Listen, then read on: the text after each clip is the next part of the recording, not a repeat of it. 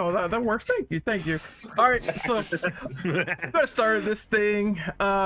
Greetings, ladies and gentlemen, and welcome to the Metroid podcast. We're gonna be talking about, that nice Samus Aran, blowing up aliens and all that good shit, with the Metroid theme in the background. So you know how it is. First, my name is Renegade Operative. I am the host. Next, we have Burn. Hey, what's up? My name is Bernian. I am a huge Samus Aran feat enjoyer. Oh my god. Oh, Lord. Started already? There's your meme, bitches. I had to do it. He did it for the degeneracy, so don't worry about it. Culture, man. We understand. Content. Yeah, for the content. Next, we have Mr. Dominant of Flame. Of course, we have Mr. Zero. Introduce yourself. Hello there. I'm Shadow Zero Devil Reaper on YouTube, but Ronin on Discord. And I'm a huge fan of Metroid ever since Super Metroid. And also, we're not gonna talk about her boobs. No, not this podcast. Not this podcast. Not the Zero Suit. This podcast. Oh, maybe. Damn it! I already mentioned it. I'm doing my best to hold back degeneracy and her being the best waifu of all video games ever. All right, try to keep that mess down. That's the final question. Damn it. Oh boy. She's not a waifu. You are the waifu for her. You act like I'm complaining. Dun, dun, dun, dun. He wants to get pegged. All right then. Yeah, with the buster. Yeah, let's do it. Look, if you have to choose, right? Yeah, Oh man. my God. Choosers. All right. So next, we're gonna move right along from that one, and we're gonna go to Mr. Inferno. Introduce yourself, good sir. I will be the opposite of degenerate in this intro, so I'm gonna make y'all wonder where the fuck the time went, because it's ironic. The Switch is now officially 7 years old. Jesus fucking Christ. And it will still, still not see Prime 4. So we're gonna have to wait on that. Damn one. it! God damn it. Because it's not Prime from Metroid. Oh, okay. Is that a damn gray it. hair I? Is that a gray hair I see? And I know some of you just went, ah, shit. Shit, I Fucking forgot. hell. Oh.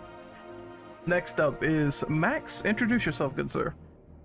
Hello, my name is Max, also known as Electro. I am a variety streamer and VTuber, and actually just recently I finished a Metroid franchise series where I played all the Metroid games, or at least the mainline ones, from the beginning to the end. So I'm very excited to talk about, as I said, the best girl in all of gaming today. Thank you for having me. Brandon. Yes, the MVP is back after a long hiatus. Samus booty sweat enthusiast, happy to be back. Man, eat some bread plates, motherfucker. At least I'm classy about it, all right? I'm not gonna admit stuff like that. Fuck the class, bro. This is my degeneracy moment. Let's go. And last but not least, we have Drill. Yeah, hello everyone. Excited to talk about this today.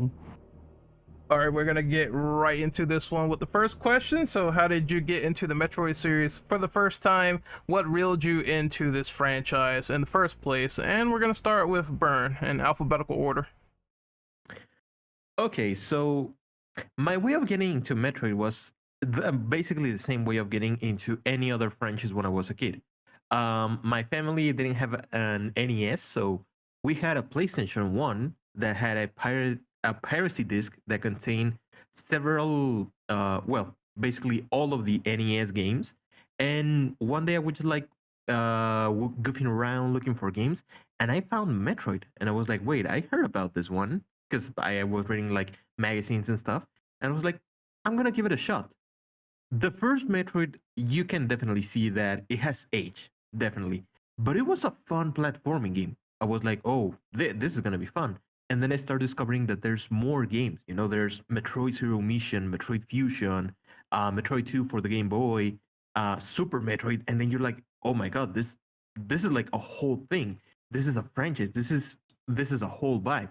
So for me, Metroid was just that. It was just like coincidentally a game that I found, and I was like, yes, this is gonna be fun. I knew it from the moment that I started playing it, and simply the whole vibe, the gameplay, how easy it is to actually get in those games and just like goof there for a while. Yep, you get all of that really easily. All right, my answer is gonna be quick, but simply put, I think I was playing one of the Smash games on GameCube, and I immediately saw like my brother playing Samus, and the first thing I said in my mind was, "Who the fuck is this with the blueberry outfit? Like, who is this?" And I was curious. He said Metroid, so I was like, okay, you know what?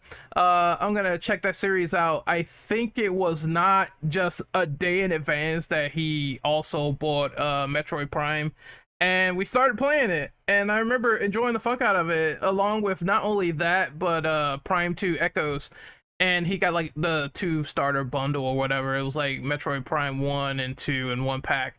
And I remember playing that multiplayer for 2, and it was fun as fuck. It was very enjoyable. I loved it. The whole Dark Samus concept was also like pretty cool. So that's my first introduction into the series. Then I like backtracked all the way into the past, and then I discovered, you know, the Metroid Prime, you know, not Metroid Prime, but the original Metroid remake that they made for the first one, and also just some of the games that were on the Game Boy Advance were also pretty cool at the time.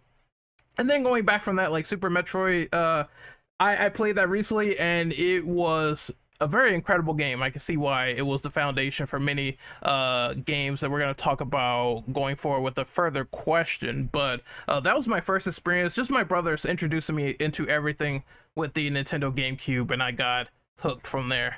So next we have Ronan.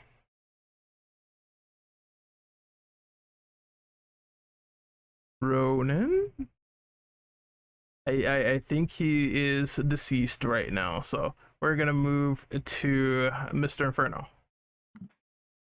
Well, hopefully they find the body real soon before the FBI does. Anyway, mine is pretty simple too. It was a combination of things actually. Oh, firstly, Smash Brothers was a big culprit. I may have started with Melee, but it was actually with Brawl where I learned that Samus was a woman. I'm like, I'm sorry, what the fuck? Because again, unless you read the trophy descriptions, probably, which I sure as fuck didn't. I was only too focused on the game. I'll be perfectly straight. I didn't fucking know Samus was a woman until Brawl, and I'm like, okay, Samus is a girl, whatever, that's cool. I had no idea. That's fucking pulled the rug from under my legs, and honestly, just like they did back then. But I didn't actually play any of the games, funnily enough, until several years later. And this is how you know some people. This is how you're gonna know some people on YouTube are the real ones. And then started watching videos by a man of Mr. Some Call Me Johnny. Huge Metroid fan, will sing that to the fucking sun. Believe you me, he will. And he's got a lot of videos on pretty much every game in the franchise so far. And when I watched some of the videos, I got intrigued, and then on happenstance. And some people are going to call me crazy for starting with this one. Metroid fans are going to look at me like, are you fucking stupid?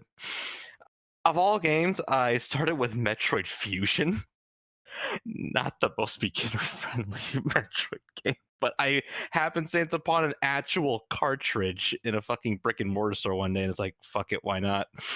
Although I did have to replace the battery, but that's another topic. And then I started at least emulating some of the other games, and I got hooked since then. I have Prime Trilogy right over there on my other console. I got my ass kicked by Dread, but I still had fun with that. And yeah, I may not be neck deep into Metroid to some other people, but I can still call myself a bona fide fan of the series, and all just because of Smash Brothers and watching one dude on YouTube fanboy the fuck out of Super Metroid.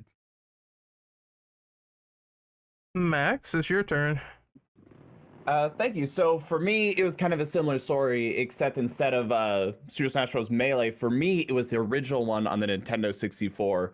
And I basically fell into the same trap as every kid on the NES and the SNES of like, I don't know who this cool robot is, but I really love playing as her. She was a lot of fun. Well, I didn't know it was her at the time.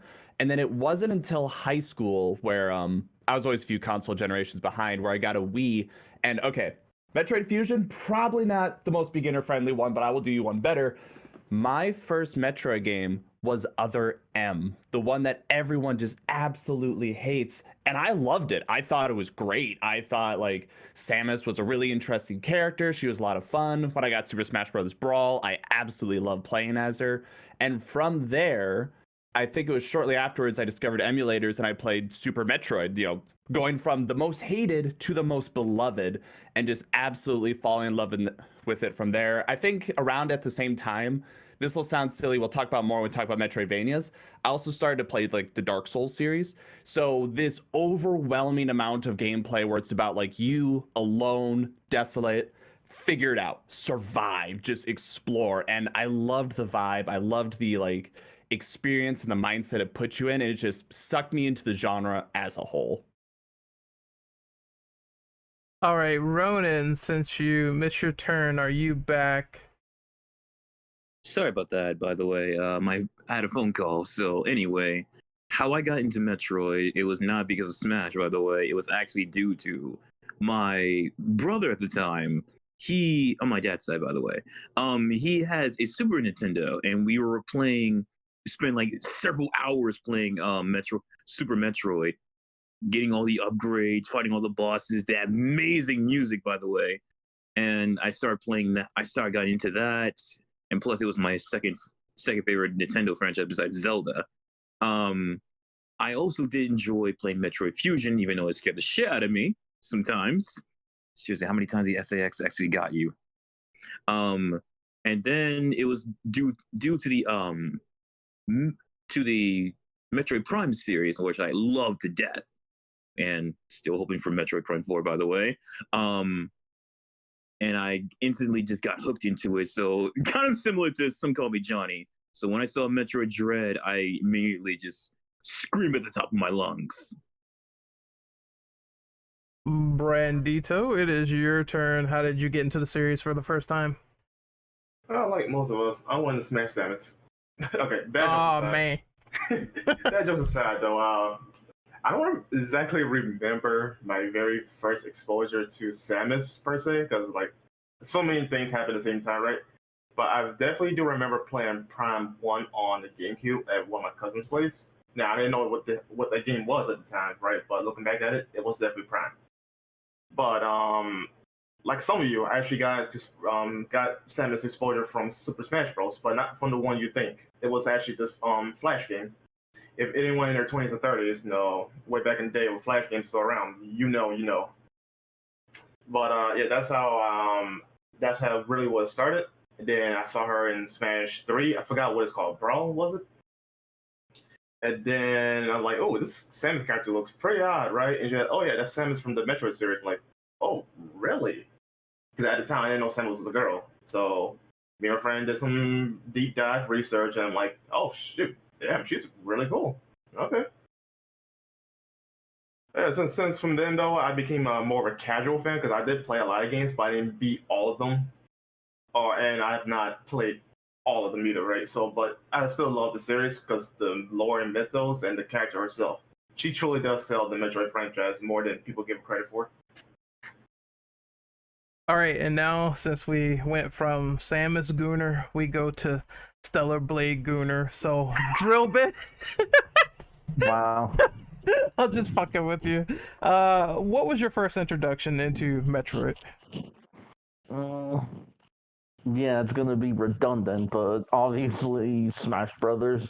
Probably the N64 one, because at the time we didn't get a Metroid 64, so all I ever knew was the Smash Brothers one, and then of course I think the first one I ever played was Super Metroid back on the SNES, and then the GBA ones, and then I did play Prime later on.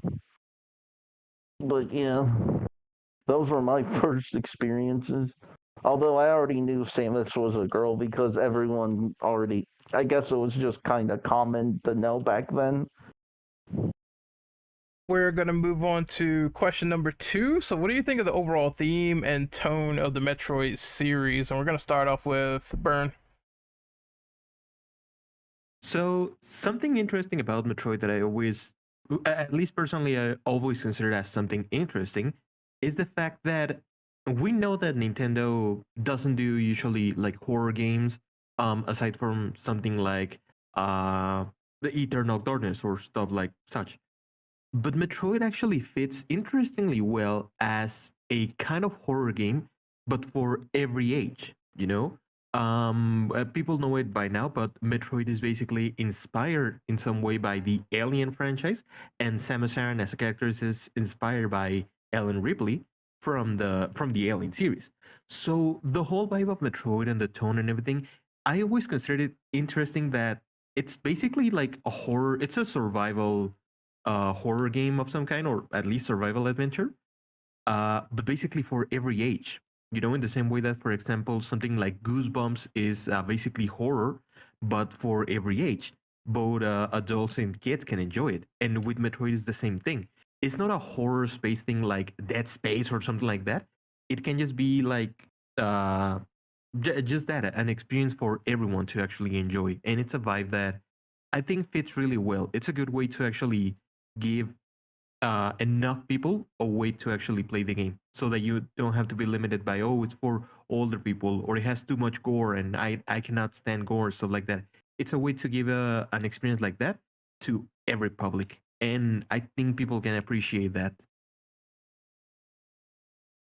Yeah, my answer is pretty much the same. I'm just gonna specifically go on Super Metroid, where you see the opening of the dead like pilots all over the ground, and I was just telling myself like, this is really hardcore. Like, this is something that I guess going back and retroactively playing it was kind of like weird, because you think Nintendo's like the super family friendly company and everything, and they have that image, surely, but then you see all these dead bodies and scientists and everywhere in Super Metroid, and you're like, what the fuck is happening? Like, there's so much body horror. Like, there was one boss I was fighting, his head came off. I was just like, I was not used to a sight like that in a Nintendo game, and that's kind of the appeal of it, is those horror aesthetics, them willing to like push the boundary and show this isn't really like fucked up stuff going on, like bodies are perishing, like people are falling apart. It really is interesting. It feels like, you know, I know it's cliche to say this, and it probably was influenced by this, but once again, Alien. It feels like Alien, but in Nintendo form, and it was really like well done in my opinion. So that's one of the things that really seems to permeate with the theme, is that they're going for like a low-key horror aesthetic. And kind of the same thing happens in Dread as well, where you see Samus get infected and all this crazy shit starts happening, and you really get with the vibe with it. It's something that they don't do a lot. Last horror thing I think I remember them doing is Eternal Darkness, as said, but this one was a breath of fresh air in my opinion. So that's how I sort of, you know, perceive the series and what they're going for. Next up is Ronan. I actually got it. I would say the atmosphere, like more survival horror. Like you're this you're this soldier, like space marine, going around, you're seeing dead bodies everywhere. You see the research has been killed by a certain monster. And I say it's more survival horror because all the upgrades you get, you become stronger. And then when you finally beat Ridley, which by the way, inspired by, you know, different monsters and stuff and dragons. And when you, I say survival horror. So I disagree with everyone's saying right now, because it more, like you don't expect this from the Nintendo of all people. Like, it's like there's dead bodies everywhere. There's blood. There's alien blood everywhere and all that crap. And it was just So I give it survival horror right now. Inferno, what do you think of the theme overall of Metroid and how it sort of resonated with you? Well, like as everyone else has said so far, it hit different than other Nintendo franchises. It was definitely more in your face about the darker themes, and yes, of course, with the inspiration from Alien, not just the themes, but also Samus' identity as a woman being hidden from the player in the first game until the end. I think even if you take a while to beat the game, you still get at least the helmet off at the very least. Although slight attention, I remember there being like this really, really bad ending where Samus face palms, but you had to be really bad at the first Metroid in order to see that ending, but I digress. And yeah, like, I don't think you could name many games out there, like, at least back in the Super Nintendo era, that just showed you like so much death just without even needing to say a word. Sometimes, like, if done well, environmental storytelling in Metroid, I swear, is when it's all done right, is some of the best you could ever see. Like, I mean, the logs in later games notwithstanding, of course, for lore, but environmental storytelling is some real good shit in Metroid. Sometimes you can just see a scene and it explains itself, and I love that. And it's not like, trying too hard with the whole horror aspect, especially. And you got to think about, you especially got to think about this one, fusion. Fusion, when you think about the brass tacks, is fucking horrifying. And not just because of the, like, people can talk about the SAX all they want. I mean, yeah, the SAX as a legitimate threat, terrifying to think about. The AI notwithstanding, of course. But just thinking about the X parasite in general, just how it can perfectly mimic its host to a T, down to its brain power. It knows everything. It can fool you. It can become your greatest enemies just by slapping itself right onto you. And Samus at the beginning, just someone as powerful as Samus, just overtaken by this bioorganic weapon, something that even her predecessors, the Chozo, were fucking afraid of, and that's why the Metroids were created to begin with. Those fucking things existentially are terrifying. And later on, when you realize that those things were this close to getting some of the tightest lipped secrets in the entire galaxy, it really makes you think. It's so existential. It's just like, oh. They may just be like this gelatinous things, but to me, those are some of the most horrifying fucking things, just because of all the implications and undertones that they show. And it's all through show and don't tell. I know, ironic for Fusion of all games, considering it has like some of the most talking in the entire franchise, but it still does the environmental storytelling thing very well. Everywhere else, we'll still not have any Fusion slander in this house. Well, next up is Max. What do you think about this question and the overall horror of Metroid? Well, a lot of the points that I was going to actually have already been talked about, but the best way I think to sum it up is we all kind of talked about learning that Samus was a girl, one of like the first, heroines of video games in general, in that, kind of as was just mentioned, nothing really needs to be specifically shown or told or put in your face. These are horror games, but not in the sense of that there's something jumping at you or there's something screaming. It's quiet realizations. It's desolation. It's realizing that you are on your own, by yourself. Survival horror is a perfect way to put it. Sure, you're getting like big old superpowers, traversal options, like you're running around with a gun, you're badass and everything, but it's that you're on your own. You're without resources. You're going up against threats that can literally destroy the entire galaxy and like rapidly run out of control. And the game doesn't need to show you like much of it because you can see the results. You can put it together with like the environmental storytelling and the like. Something that kind of goes with that is other games, for example, different horror franchises. We could say like Last of Us, Tomb Raider isn't horror, but you understand what I mean.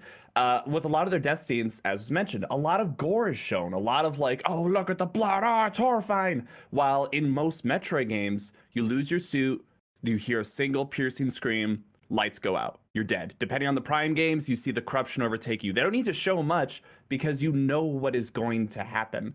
It's all about quietly exploring the world with I was trying to think of how to describe this as well, because a lot of people give flack to the idea of like a silent protagonist. Yes, Samus does talk in different games, but she doesn't really talk that much.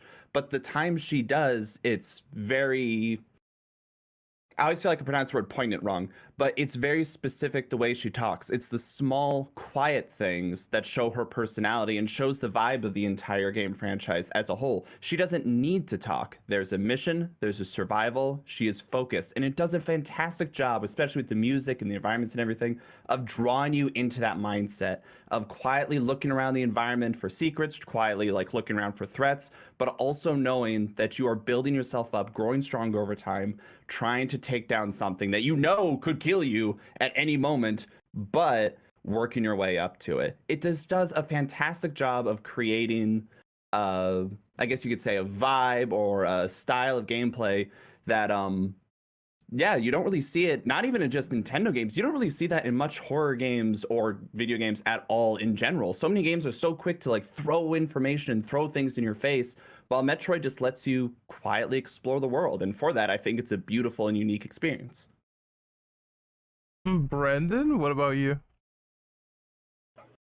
Well, thoughts on the tone and horror themes? Like, it's great actually. It makes it, especially at the time, because let's be honest here, though, Nintendo didn't completely set the standard of them being family friendly, especially in Japan where it was like the Wild West there with the Famicom. But the fact of the matter is that they are capable of creating like a hard game without it being in your face is quite impressive, right? But no, aside from that, because everybody said the same thing about the horror this, horror that, whatever. Nobody's talking about the other undertones that are available inside these games. Like for example, Metroid 3 or Super Metroid, that game had a weird maternal instinct type thing going on, looking for the baby Metroid, or like Metroid other like much as we all like show in the game, right? The one thing they do show off is fear. Samus had a degree of fear at one point, and she overcame it. Now, I wish the execution could have been so much better, because like those were great themes in theory. Execution was ass, and stuff like that. What about you? You done? Not yet, sir. I was reading chat. Got distracted. Sure. Yeah, so I do appreciate the other extra undertone themes that those games give. But I got asked though, like for anyone else though, do you guys think that the quote unquote horror themes of Metroid is a little inconsistent? Because like in the mainline games, like like Metroid Dread or Super Metroid and the other games, the horror themes are there, but Prime, at least to me, not as much. I could be the only one that thinks that. There's some that are more like the wonder of the world, or some are more of a power trip, but I get what you mean. Some games focus on it more than others. Yeah. That's the perfect like solution. Like I feel like Prime kind of fits me to be like this sort of overpowered badass in the beginning, so that's kind of how I feel, and it does feel a little bit inconsistent, but there is like still these little creepy moments, like when Samus dies and you see the light flashing and it just goes offline. That's pretty cool. But yeah, I do know where you're coming from with that. I would say Prime 2, or I always get the Primes confused. When they show the other hunters bantering and like poking fun at Samus and being silly, it's like, oh, it kind of feels like you're in a superhero movie. And then you see them all corrupt and like lose their souls and personality. It like quickly goes back into that horror. Like that'd say it's a pretty good example of like the shift. Kind of feels like the first Predator, where it's like you think it's gonna be a big like action movie, and then all of a sudden it gets creepy, and I'm like, oh fuck, that's kind of cool actually, the way they shifted that. Oh wait, shit has gotten real at a high speed. Oh no. No, I mean that's good. Everything's gotten so real. It's like the IRS knocking on your door. Some games cannot maintain that though. It's like once you go full action, there's no turning back. Look, I don't care who says it or whatever. When RE6 tried to do that, and it's like, oh, we're gonna establish ourselves as a horror game. We got these slow moving zombies or whatever. We're gonna take it seriously. No, after I've played it for like I want to say 2 hours, I was like, this is just full on silly. There's nowhere. But Leon's chapter became irrelevant when it came to his quote unquote harder themes after chapter 1. Yeah. As soon as I started doing like hip tosses and judo throws on zombies, I'm like, this is not scary at all. I'm sorry. So it's some that could do it well, and then there's others that do it and they try and they don't really live up to expectations. But Drill Bit, what do you think of the horror themes of Metroid, or any themes of that matter? Drill. All right, Drill has gone to the great beyond, so we're gonna move on to the next question until he gets back. So, due to the influence of Super Metroid and Castlevania Symphony of the Night creating a new genre, it was called Metroidvania. What do you think of the Metroidvania style, where items and power-ups are needed for backtracking to new areas? And the first one I'm going to let go is Brandon. Well, quite frankly, I love Metroidvania games. I can't front, right? Like, Castlevania made a smart decision to shift into its playstyle with Symphony of the Night because it made the games a lot more interesting in my opinion. Like, I love Castlevania 4 or whatever, but Metroidvania style Castlevania games were the way to go because it gave not only more replay value, but it gave you a better sense of accomplishment and progression than most games at the time. But in a way, though, like Mega Man X games, or I guess say Mega Man in general, right? But I mostly play the X games, so I'm gonna use that as a reference. Kind of did the same thing Metroidvanias did, but not to a much greater degree. So I could definitely appreciate the genre shift and influence of both Super Metroid and Castlevania. Even to this day, we got games like what's it called, Dark Souls, or any Souls-born game, and arguably some of Capcom's games. If you want to be real about it, you gotta go to one part of the map to unlock another part, and yada yada, right? So like, Metroidvania influences is definitely widespread, whether people realize it or not. I'm all here for it. But like, it's definitely the most, in my opinion, the most way to entertain the audience, as well as to give you that sense of accomplishment and all the fancy buzzwords. Max, what about you? What do you think of Metroidvanias? My first thought is that Metroidvania, it's hard to describe it as a, like, I feel like every genre you need to be able to say at least like one succinct sentence to properly explain what a Metroidvania is. It's like, okay, well, it's one giant world with a focus on backtracking and exploration where abilities or items allow you to traverse new areas. But so many different games, kind of like, yeah, you guys mentioned with like, I mean, Castlevania obviously, but like Mega Man and Dark Souls. And I've heard arguments that Resident Evil is considered a Metroidvania.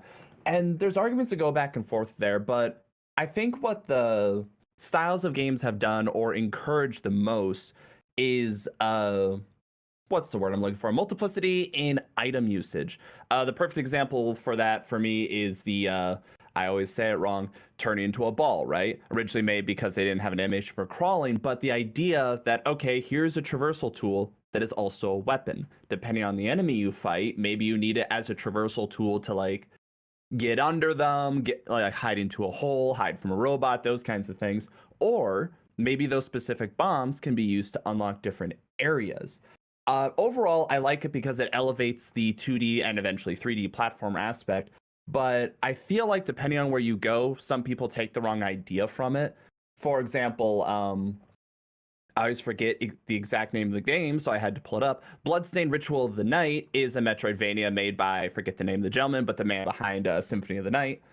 And it gets cluttered. You focus too much on power-ups that are overpowered and things as opposed to a simple tool that allows you to do multiple things. For example, the grapple beam, yes, it is a weapon, but it's also a traversal tool in even amounts.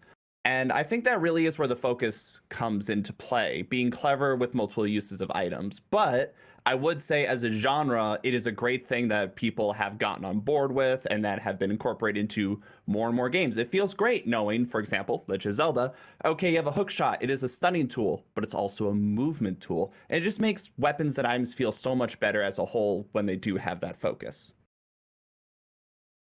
Inferno, what about you? What do you think of the whole Metroidvania craze? I mean, it had some growing pains in the beginning, especially when you replay Symphony of the Night and then you're dreading that fucking inverted castle for the millionth time. Final Takata, anyone? Uh, Oh, oh, but there we go. Someone had to groan. There we go. Yeah. yeah, I didn't like it the first time either, but it eventually was like, cause it was confusing at first. I was just kind of like, oh well, Shaft's dead, and then I was just thinking, wait a minute, so what happens here? I got the bad ending. What the fuck? That's the first thing I said when that happened, and I was so mad when someone told me you can actually just go through the inverted castle. You have to do this, you have to do that. So I had to like restart half of the game. So that kind of already put me in a bind. Yeah, thank God the growing pains are pretty much over by that point. But just in general, the genre has birthed a whole slew of just games left and right, both from like big companies and it's indie developers. Mother of God, they have some sort of just like they lay in bed with Metroidvanias. Like, good lord. Even like from then and to now, good God, you can't freaking turn around without an indie dev being like, "Hey guys, I'm making a Metroidvania. Hey guys, I'm making a Metroidvania." It's just, oh, we love you, but my gosh, indies just love Metroidvania. But I mean, hey, it helped. It did help the indie scene just like freaking skyrocket straight up the stratosphere. So it really did have a very positive influence on the gaming industry as a whole. And this game's a deep cut, but Dust and Elysian Tale, one of my personal favorites in the genre. I fucking love that game. Like, again, deep cut, because that game was a long time ago. But if you know that game is pretty fucking good. I love that shit. It was like pretty much like my first real indie Metroidvania, I should say. My first actual Vania, quote unquote, was actually just, ironically enough, Symphony of the Night. But plain and simple, thank God the genre exists, because I can imagine there would be a whole slew of people's favorite games that just legit would not exist had the freaking fire not been started. Well, Mr. Ronan, what do you think of the whole Metroidvania craze? You got any favorites to list off? I do actually. He's coming from a Zelda fan who comes from a lot of labyrinths and everything else. I say the Metroidvania type of gameplay or game aesthetic, I think it's a good idea. And also so funny story. My teacher at the time, I was in grade school. He was very intuitive. He was very intuitive when I was playing like Symphony of the Night and Super Metroid, and he actually says like this is actually very good, promotes very good brain power and everything else. Like it really tributes to your thinking process or moving, like actually finding items, becoming stronger, building your suit to be an unstoppable force like how Samus is. So I would have to give praise to the Metroidvania type of style, because without it, I'd pretty much be a dumbass. I'd pretty much be everyone who's probably played a Metroidvania going, where can I go? Is this the right room? Is this where I need to go? So I literally have to praise the Metroidvania type of deal. And without it, well, we all be sitting here looking like dumbasses, don't know where to go. Okay, that's pretty funny. Pretty much. I'm just saying. It's Because just, I know what you're talking about, because you'll learn how to make a mental map. Like, I get it. like you've been in this room before. Like I just been here. Wait, was I just here? I just got this grapple gun. I just got this grapple thing. I'm like, okay, fine. And I power up my suit and I power up my cannon. And like, wow. This is really just learning from your mistakes and everything else. So I really love the Metroidvania type of deal. I mean, this is coming from the guy whose favorite Castlevania game is Symphony of the Night. I will defend you. Also, I will battle anyone who actually defends that game. Any slander, any Symphony of the Night slander will not be slandered here.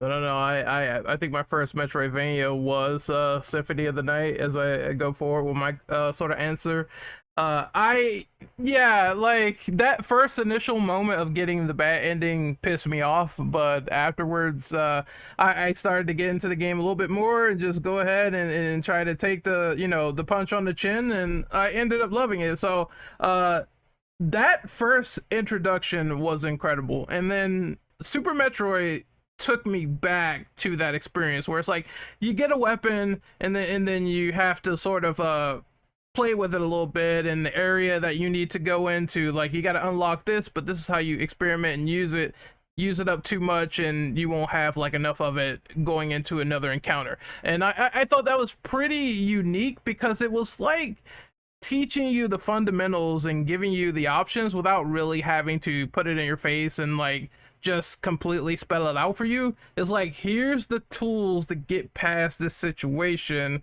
What are you gonna do? And it's like, you have to remember the map, you have to remember what to use. It makes good uses of like just having a weapon or item and going through an area. And I thought that was pretty cool. And I like how the area adjusts to the weapon or item that you have, which is always cool in Metroidvania. So one thing I like is that it is a teaching tool. The second thing that I like is that it adds like variety to backtracking, because truth be told, like, backtracking, in my opinion, especially for horror games, is one of the most frustrating things.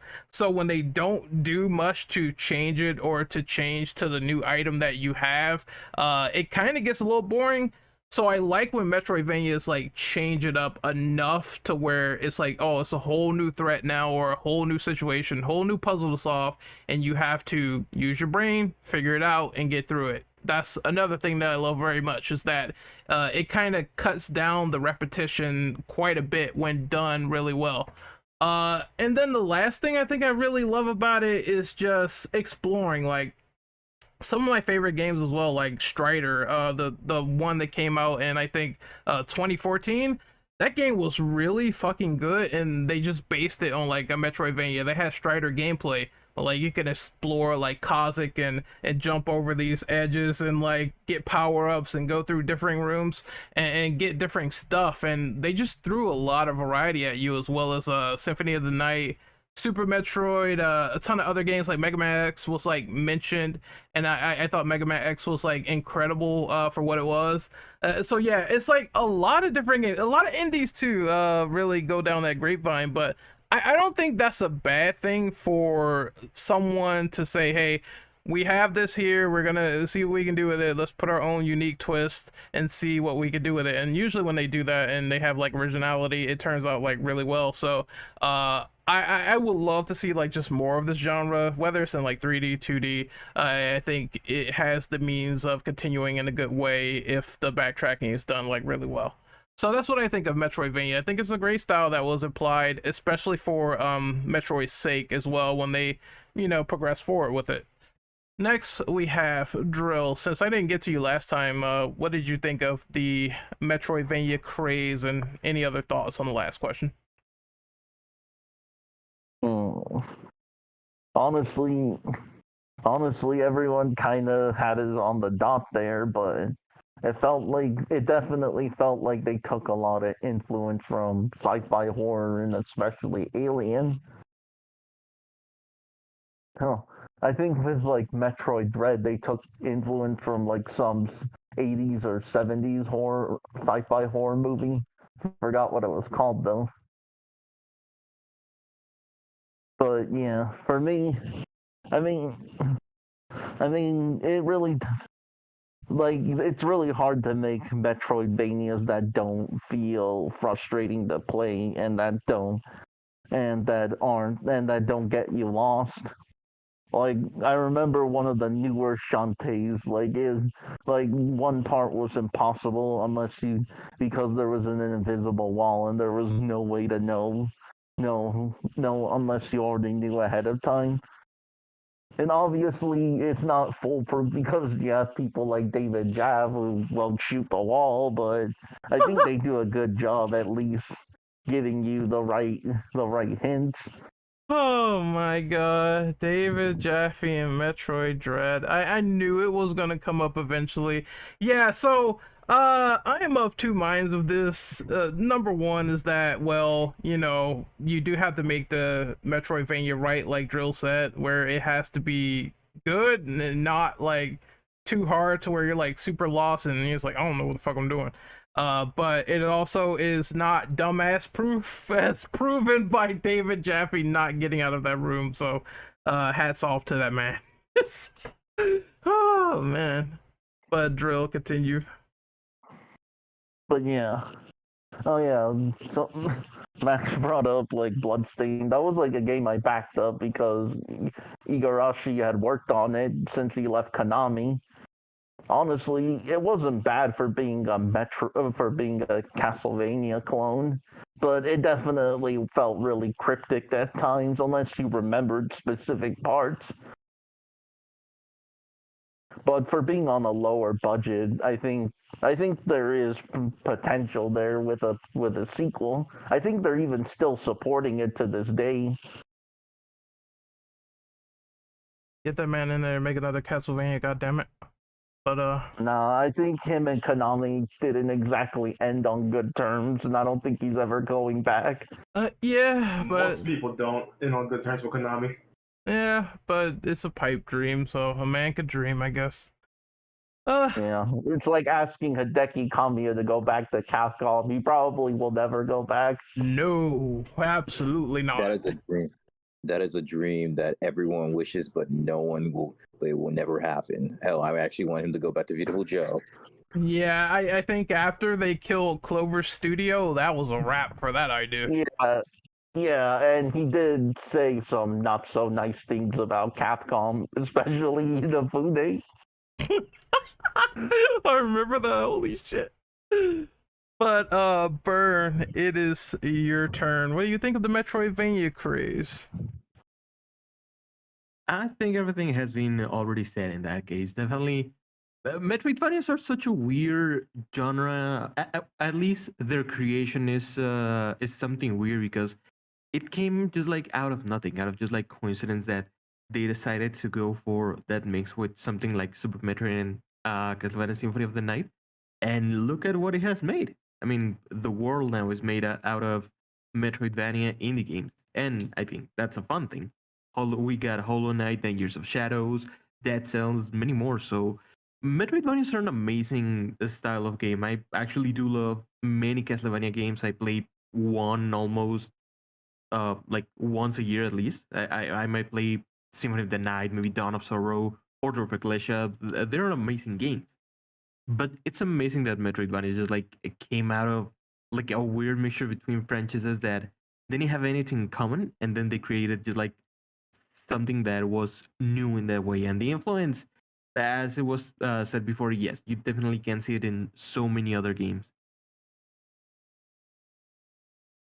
All right, we're gonna move on to question number 4. So, who is your favorite boss in the entire Metroid series? We are going to start with Drill. Drill? Sorry, my bad. It's all good. But I mean, it's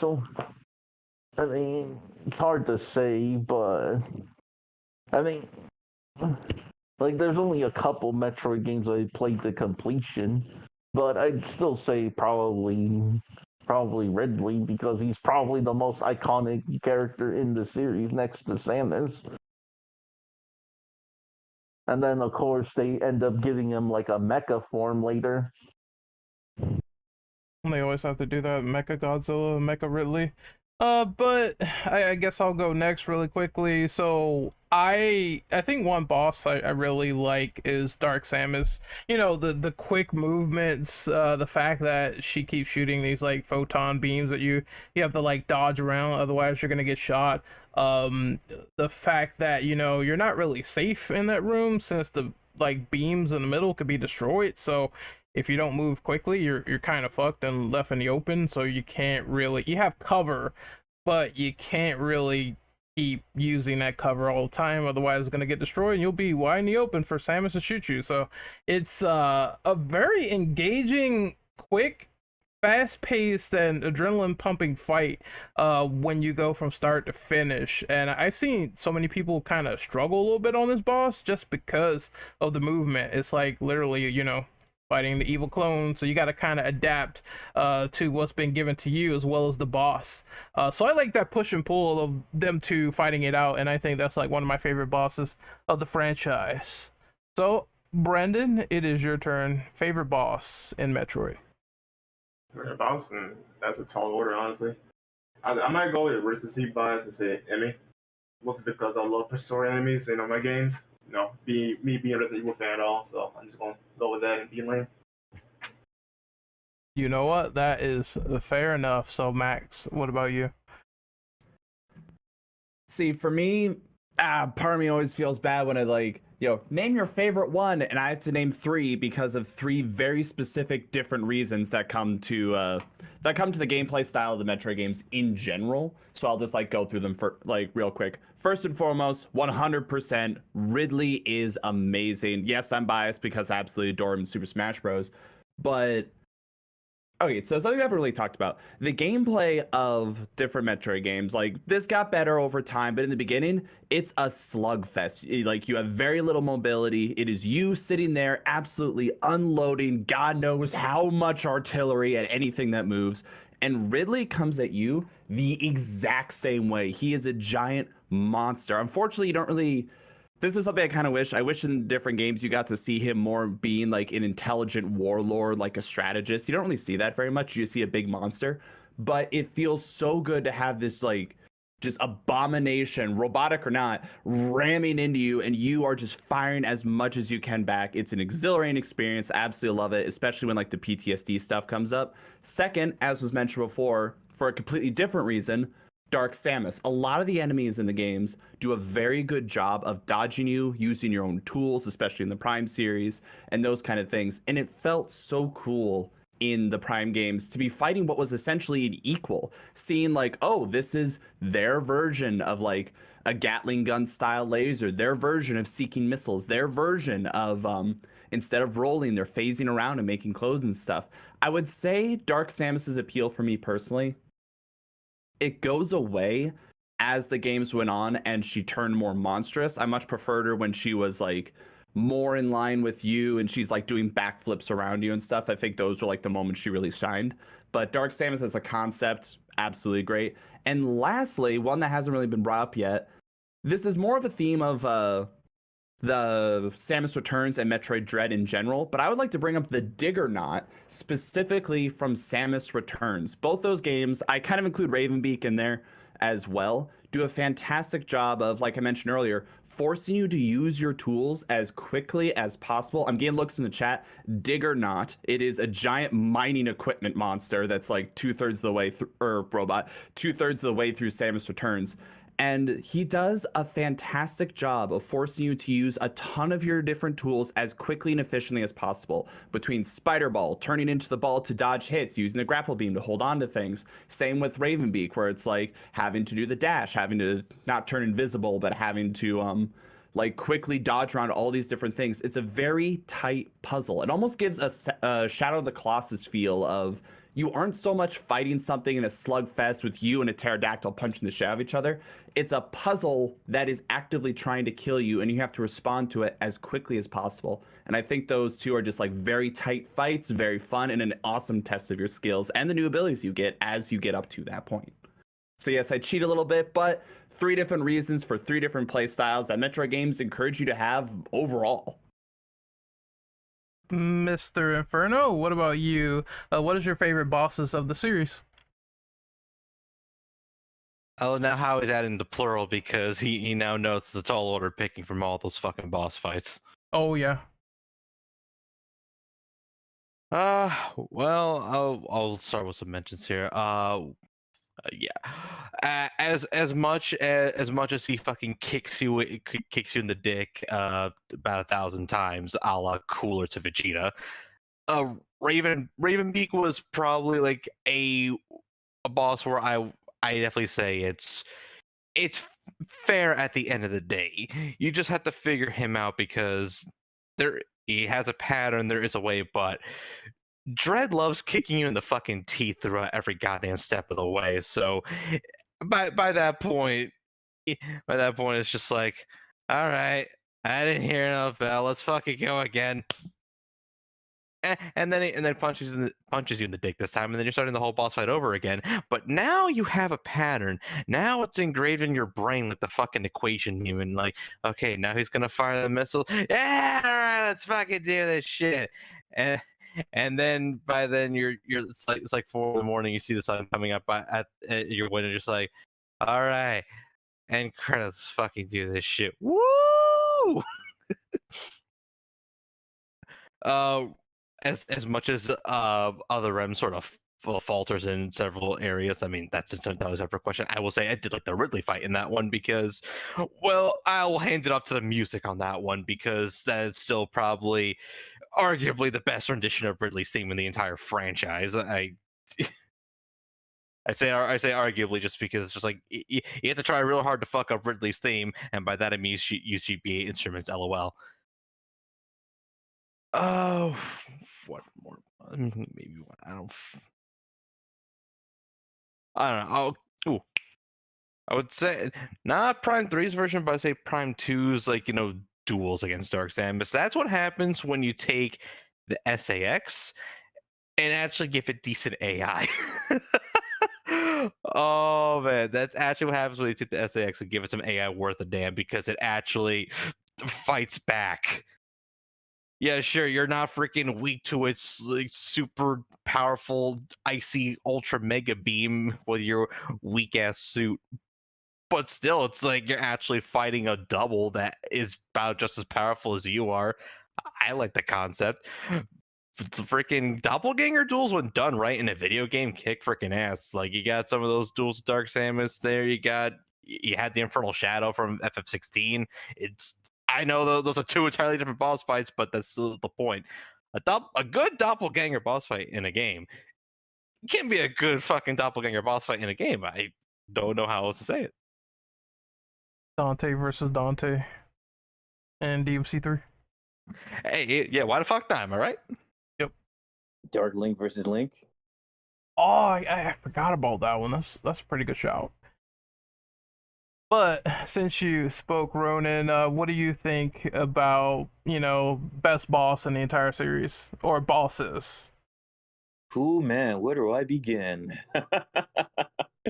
Okay, obviously I'm going to say Ridley since, he's iconic, and also I did voice him in certain fan dubs, and I fell in love with the character ever since. So I really love the boss for Ridley, Meta Ridley from Metroid Prime. Great times. The run back with I think it's Samus Returns for the 3DS, I believe. Yeah, it was a great one. Raven's Beak is always a great fight. Seriously though, how did Nintendo do Black Doom better than Sega did?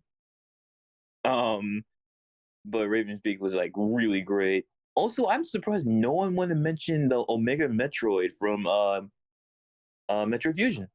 I'm surprised no one never mentioned that. Like the fact that you get owned, you get like, the fact you get killed, not killed, weakened by this Omega Metroid absorbing all these parasites, and then the SAX can just come there and tries to fight him, and next he's like, yeah, you can't fight. No, you have no right to fight me. Like, the Omega Metroid will always be like in my mind like the best moment ever. And I have to say, and I also do love Mother Brain. Honestly, I love Mother Brain because that boss screams final battle. So if I had to say anything, it's Ravensbeak, Ridley, Mother Brain, the Omega Metroid, and I had to say go underrated boss, but Krill's was also a good fight too, and Crocomire. Burn, what about you? It is your turn. Favorite boss or bosses? Okay, so for me, I will also have to say bosses. Same thing as Max. I'm gonna have to say three specifically that I feel are my favorite personally. And interestingly, none of them is actually Ridley. Ridley is an amazing boss and everything, and he's like basically almost a mascot for the franchise. But I just feel that his fights do have an impact, but not as much for me because they have repeated for so much. For me, number one will definitely have to be the SAX from Metroid Fusion, mostly because you know that it's a force that is chasing you throughout the whole game. You know, it's constantly going for after you and everything like that, and that's the whole idea.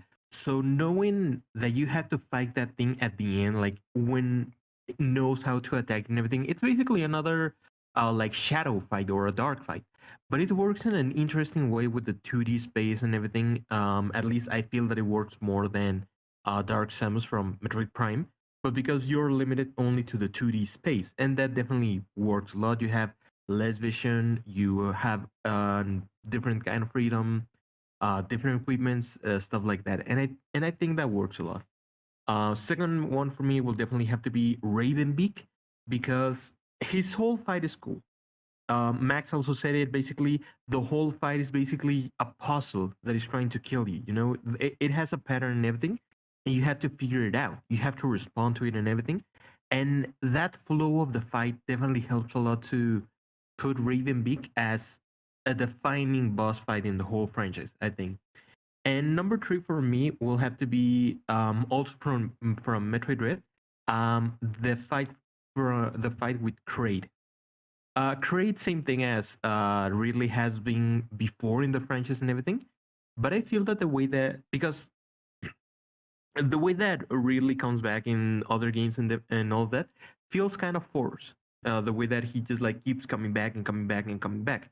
With Kraid, for some reasons, he appeared on Metroid One. He appeared back on Super Metroid, and now he's appearing on Metroid Dread. But it's just like, what are you doing here? It feels kind of natural of just like a situation of Samus just like arriving and being like, oh, what are you doing here? And it feels interesting. And also just like the whole way that Samus goes in the fight and everything, she's like prepared to like attack anything that comes her way. And then she recognizes the figure, the shape and everything, and goes like, oh, it's you. And just like a whole like heroic pose, like a badass thing, just like standing there, Kratos chain trying to reach for her, and she's just like, no, you can't. You're not gonna do that. And it feels so cool. Metroid Dread definitely has some amazing boss fights, mostly because they also feel really cinematic in an amazing way. So yeah, those will definitely be my three ones. All right, so we're moving to the next question here, and this is question number 5. What are some of your favorite Metroid games in the series? And we're going to let Drill go first. Drill? 1, 2, 3. Rest in peace. All right. So Brandon, we're going to let you go next. Let's see. My favorites. Gotta put me in a spot here. Okay, well, Super Metroid being one, Dread being a recent one. And okay, so this is not a official game, but another Metroid 2 remake, the fan made one. I enjoy that a kind of tad bit more than the actual remake Nintendo release years back on 3DS. I think that's the game that Kaneki talked about. He said that game is like really fucking good. Yeah, it is. Like, I highly recommend. Now, granted, it's hard as balls. At least the last time I played it, so it could be toned down by this point. But I highly recommend you try it out. So yeah, those are my games because I haven't played all the Prime games. I only played one, so I can't comment on 2 and 3. I will post mine next real quick. So I mean, I just recently played the Metroid Zero Mission remake of the first one, and I thought it was pretty incredible. It's just it feels so refined with the way that it moves, and I've only seen like small footage of the original, but I do believe someone on this podcast when they say that it hasn't aged like well, so that remake is like right there in case you want to play it. Just, you know, the environments, the way it looks, the way it's all updated, refined, you know, the way you get around. I think the updated elements really helped Zero Mission. Next, Metroid Prime 1 and 2, those games are complete childhood memories for me personally. Because once again, I was playing at multiplayer for Echoes with my brother, and I just remember it was addicting as fuck. It's like, I don't know what it was, but I guess it was all the gameplay. But the gameplay was addicting. Getting around, blowing up like people with bombs is like very euphoric, and just the way that it moved, controlled it, it felt like a fresh injection of putting Metroid into the 3D space and seeing how it worked out, and it worked out pretty well. It's like, you know, actual strategy to that game in terms of like just trying to dodge shots. You know, you could turn to a ball, get out of the way. It's very fascinating stuff with what they did. And I like when like those 2D exclusive games, they start to experiment in 3D, and sometimes it works, sometimes it doesn't, but I do believe it worked for Metroid. Then we have Super Metroid. This game is, I mean, it's not much to say that hasn't been said already. Super iconic. It was the baseline for a lot of games moving forward. It was the game that really heightened like Metroid to like a big level. And going back and replaying that, it's like I'm someone that never played it when it launched. I'm someone who played it like fairly recently, and I could see, you know, the building blocks of the game, the atmosphere, the tone, the suspense, the horror, the scares, showing that, you know, Samus really cares for this baby Metroid. It was interesting storytelling being displayed visually, and I don't think that I could take that experience back for the world, even though I just experienced it recently. So fantastic game, wonderful game, 100%. The only thing that I don't like, and I guess this is like sort of a skill issue, but the only thing I don't like is that I get lost like rather easily, but I can still appreciate the fuck out of it even if that happens to me. So that's how I feel about my favorite Metroid games, and I'm gonna pass the baton to Max. For me, if I had to judge overall favorite Metroid games, it was brought up before, but I will also bring up Zero Mission is probably, in terms of like, I'm new to the franchise and I need to play only one of them. What is the most beginner-friendly introduction to the genre, 2D platforming as a whole? Zero Mission does such a good job. Great controls, very straightforward types of like puzzles and abilities, and most importantly, something we haven't really talked about, most Metroid games, this is to its benefit and also to its downfall, do not give you a general direction. I'm not saying I want like a Dead Space style, like follow the line. I'm not saying I want a Skyrim, like look at the mini map and where, you know, like look at the compass direction. Where do you want to go? Zero Mission does a very good job of telling you, you need to go east and roughly here. Where here? I don't know. How you to get there? I'm not going to tell you. But that is your general goal. So once you do get a power up, and once you do, you know, begin the process of rubbing your nose against every wall to be like, is this where I can use the missile? Is this where I can use the missile? It naturally guides you by giving you a general direction and like helping you move forward through it. And also it introduces the idea of a lot of people with like, you know, we see like art and stuff of like Zero Suit Samus, but you never really get to see that come into play. Zero Mission does a very good job of showing how capable Samus is without her suit by creating, you wouldn't expect it, a stealth segment, which didn't really come back, or at least in the same way, until you could say Fusion with SAX or Metroid Dread with the robots. But if I had to pick an overall favorite, I think I would choose Samus Returns. Samus Returns breaks the mold a little bit by, instead of forcing you to backtrack across one big bubble of a map or a castle, if you want to say it, it has specific sections. You get into a section and it says, hey, go kill X amount of Metroids. We're not going to tell you where they are, but just know they're in this little spot somewhere. There are 4 of them, you need to find them. And I think that's great because a lot of the games have a problem of you get a power up and you need to go all the way across the map. but they never really tell you why or how or give you a hint. So that's where a lot of the frustration comes in. While Samus Returns just kind of keeps you in each area and then says, all right, you're good to go, progress. That being said, also the melee aspect of the games. Yes, like the counter system in Other M was kind of weird, but it was done so smoothly. It was incorporated into so many different styles of like fighting. All the bosses requiring melee timing and counter timing was just extremely well done. Not to mention, graphically speaking, the game's beautiful. And I absolutely adore Samus Returns as a whole, even if it's not like, oh, you don't get like the sequence skipping or the power-up skipping like you do in Super Metroids or Metroid Dread's modularity, if you will, all the different randomizers and ROMs and those things. Samus Returns, I think, is just the most straightforward, well-built one that sums up what makes the game so exciting. Drillbit, since you're back now, what's your favorite Metroid games?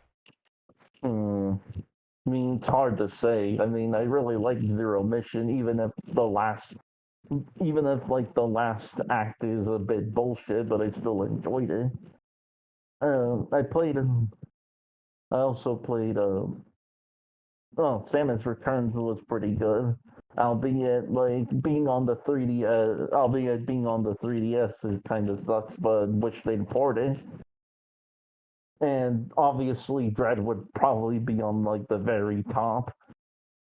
Yeah, it's probably like Samus Returns just feels like kind of like the predecessor to Dread, and where they were able to actually fine tune it. Hopefully, we do get like a Super Metroid remake from them or Metroid 6. As for Prime games, I still need to play the trilogy, but I do have like Metroid Prime Remaster, so I'll probably get to it soon. Hopefully we get Metroid Prime 2 remaster as well, and 3. I almost thought you said remake, and I was gonna say that's going to take forever because they're in the process of 4. Oh, yeah, like man. I would say we'll talk about a remake once 4 comes out. Yeah. Inferno. Unless like 4 is like the start of like a new trilogy. One would only hope, but I want to save what I have to feel about that question because I know it's like a later question in the document. But Inferno, what about you? What is your favorite Metroid games? Well, I'm gonna be beating the dead horse that's been dead for about so long it's skeleton, but like Super is definitely up there because it set so much of a foundation for just the series in general, especially since it did a lot of the same shit that both First and Return to Samus did, but with just a hell of a lot of QOL back in the day. And thank fuck it did. It speaks for itself at this point in today's world, and I'm glad it did what it did to pioneer the genre. As Zero Mission is a gold standard for a remake of a game. It's essentially the Persona 3 reload of the series, I'm gonna say, because it took what just did not fucking work from the first game and it fixed a hell of a lot of it, and to make it pretty much the way to actually play the damn game. Just from adding content, fixing content, music. I know some people will talk about the Chizodia section, but that's what some of y'all get for 100%. No, just kidding. I know the game modes, so to people who like to 100%, I know it's just sometimes completionism is bullshit. I say as I look existentially dreading any other Metroid game from this point on with 100% completion. And how can you go for up their games without, I'm just gonna say Prime. Prime 1 was, I'm gonna say that shit slaps. Prime 1 just fucking slaps. Like, so much about it, just music, looks, even before the remaster. The game for the GameCube looked next level. Retro really took so much TLC into that game. It couldn't even be fucking believed. I remember remember back then people were doubting Prime when it came back. Because I was like, oh, Metroid, first person shooter on GameCube. How dare the concept exist? Oh, you heathens! And then they played it, and then they shut up. But nowadays, even with the remaster, it's chef's kiss, because it looks even fucking better now. And even better, it's based off of the more fixed version of the game, so now you don't get the more annoying bugs, and you can actually hear Flagra's theme for more than 30 goddamn seconds. So yeah, play those, and hey, also play Dread while you're at it, but beware, it'll kick you in the ass. but mostly play Prime first. Just like David Jaffe. Oh, never mind. Oh shit! No, look, I'll be straight. I will not proclaim myself a master of Metroid games, but anyone with common sense can see the fucking enemies above the damn ceiling. It's like, hey, bruh, you can shoot shit. Shoot shit. I thought you liked violence. Well, didn't you direct violent games? Hey man, look at the ceiling. Look out! It's right there. It's not my license, but it has your name on it. That makes sense to me.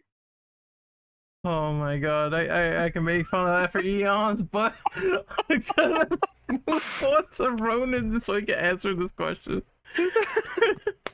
Very well. If I had to say favorite Metroid games, I really enjoy Super Metroid because of nostalgia, and it's my first Metroid game I ever got into, so it got me into the franchise. So I have to say there, Samus Returns is a really good one. Love the combat in the game. Fusion had the best story in my opinion, and best best like bosses in my opinion. Seriously though, does anyone get nightmares over Nightmare himself? And I swear, I also love the Prime trilogy. I really do enjoy it. Also, did you know that some of the monsters in Super Metroid, all their screams are inspired by Godzilla screams? I did not know that, but then again, I wouldn't be surprised because, you know, kaiju elements. Yeah, so if I had to say other, Dread is also really fun. I really enjoy. Yeah, if I had to say any personal favorites, it'll be Dread, Samus Returns, Super Metroid, Metroid Fusion, the Prime trilogy. I just love the Prime trilogy so much because told the best story, had the best characters, and RIP to the Mr. Iceman, if you all know. What's the Iceman reference? Oh, Rundus? Yes, Rundus. Rest in peace to him. Oh, Best companion you ever had. Rundus was like the best. oh, don't worry. He's punching Metroids in heaven now. I just kind of wish he was a playable character, actually. Still hurts my soul! But next up, last but not least, we have Burn. What's your favorite Metroid games in the series? Yeah. For me, definitely. It was also said before, but another Metroid 2 remake is an amazing experience. Like, it has everything that you could want about the Metroid games, and it just like pumps it up to 11. Like, it's definitely an amazing game. But also, I will consider that the original Metroid 2 is also a pretty decent game. You know, it has a lot to it. It's basically just like the proto version of AM2R, but it works in a very interesting way that, I don't know, for having it as a game for the Game Boy, it was really good for its time, honestly. And another one, I will say that definitely for me, Metroid Dread is, I don't know, it has something to it. Seeing Metroid gonna come back once more, but coming back once more with Metroid Dread was simply, it was beautiful seeing it, and in the way that they brought the franchise back, it simply felt as a natural way of evolution for the franchise. So I definitely feel that Metroid Dread is what the franchise should try for, at least for now. I really hope they create more games like that. I'm waiting for Prime 4, but for now, another 2D Metroid I will be happy with that, honestly. So let's hope for that. Definitely, those are some of my favorites. All right, so next question is it's very interesting. So Metroid Other M was a game that was heavily criticized by the fandom from Team Ninja. What was your stance on Metroid Other M, given the things that you've seen personally about it, whether you played it or watched it from the sidelines? The first one I'm gonna have go first is Brandon. All right. So I'm gonna keep my initial top starting point short and sweet. Let everybody else go first or afterwards. But I think the issue that I have with Metroid Other M is just, well, most people I should say, it's the narrative. I feel like Team Ninja gets way too much hate for how that game turned out when it's not even necessarily their fault. Yeah, they develop it, but they develop the gameplay, all that shit, not the story. The story was all Nintendo. I forgot what his name was, but he directed Other M, and that was the only game he directed for Metroid. I don't want to make that clear, like, because unfortunately it's a misconception that the Team Ninja ruined on Metroid, which is far from the truth. That was all Nintendo. But that being said, though, for what is there, the framework, the mechanics, all that stuff, I think Metroid Other Realm is actually pretty good for the most part, especially for the parry mechanics, or whatever. I think Team Ninja did a pretty solid job with that. I do have issues with the control schemes more than anything else because, well, it's the Wii, right? So you got so many buttons. But I truly believe that Metroid Other M is not particularly a bad game, but it's definitely not peak Metroid. The story, though, is peak trash. I agree, because the execution could have been a lot better, or someone who had better experience with it, and with that type of storytelling. But hey, no, it is what it is. Drill, what are your thoughts on Metroid Other M? Honestly, I'm pretty indifferent towards it. I mean, gameplay-wise, it seems really solid, and even though the control scheme's weird, it takes time to get used to. But although all the story beats and stuff have already been they've already been beaten like a dead horse, so that there's really not much else to say. Like, oh, the baby, or Samus gets ordered around by that one guy. And all of the cutscenes people meme on, like having PTSD. Honestly, it was a good. I think the problem is the PTSD angle could have been good on paper. It just was executed horribly. And it seems like Nintendo basically just ignores Other M anyway. So it's probably not even. It's probably not. Might as well not be canon at this point. All right. But I want to. Okay. But on another note, I wouldn't mind if they tried to do another cinematic angle with Metroid again, maybe like slowly incorporated into like Prime 4.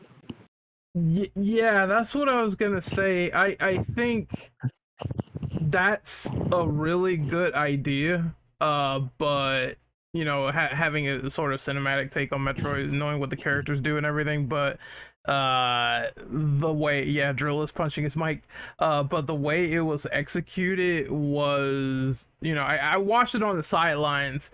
I did not play Other M, but I do believe in Team Ninja. I definitely agree with Brendan, where it's like, it's probably, you know, people say, oh, it was their fault or whatever, but Team Ninja usually they typically make games with great gameplay. So I do believe on the gameplay front, it was probably decent. They probably delivered there, but on the storytelling front of, you know, the memes, the baby, all that other stuff was, you know, definitely a thing of Nintendo's doing. So I don't think they should have taken the full blame for that, but you know, that's kind of what people do, is they kind of put two eggs in the basket and try to call it for what it is. And personally speaking, I feel like the best thing that could be learned from that experience was, hopefully they take the ideas in execution and they put like they do it with some other game and they just do it successfully. Like, you know, Samus having PTSD, once again, like Drill said, that could be explored and done really well if done right. And again, with the horror thematics and everything, it could make for a very riveting experience. It's one of those situations where it sounds like to me from the outside looking in, great ideas on paper, lousy execution. That's kind of how it is sounding like to me. So they could, I think they should salvage the shortcomings of the past. They should salvage those and try to make those into a more superior sort of form of storytelling with Samus, and really explore that PTSD aspect. But I'm gonna hand the baton over to Max and see what he has to say about Other M.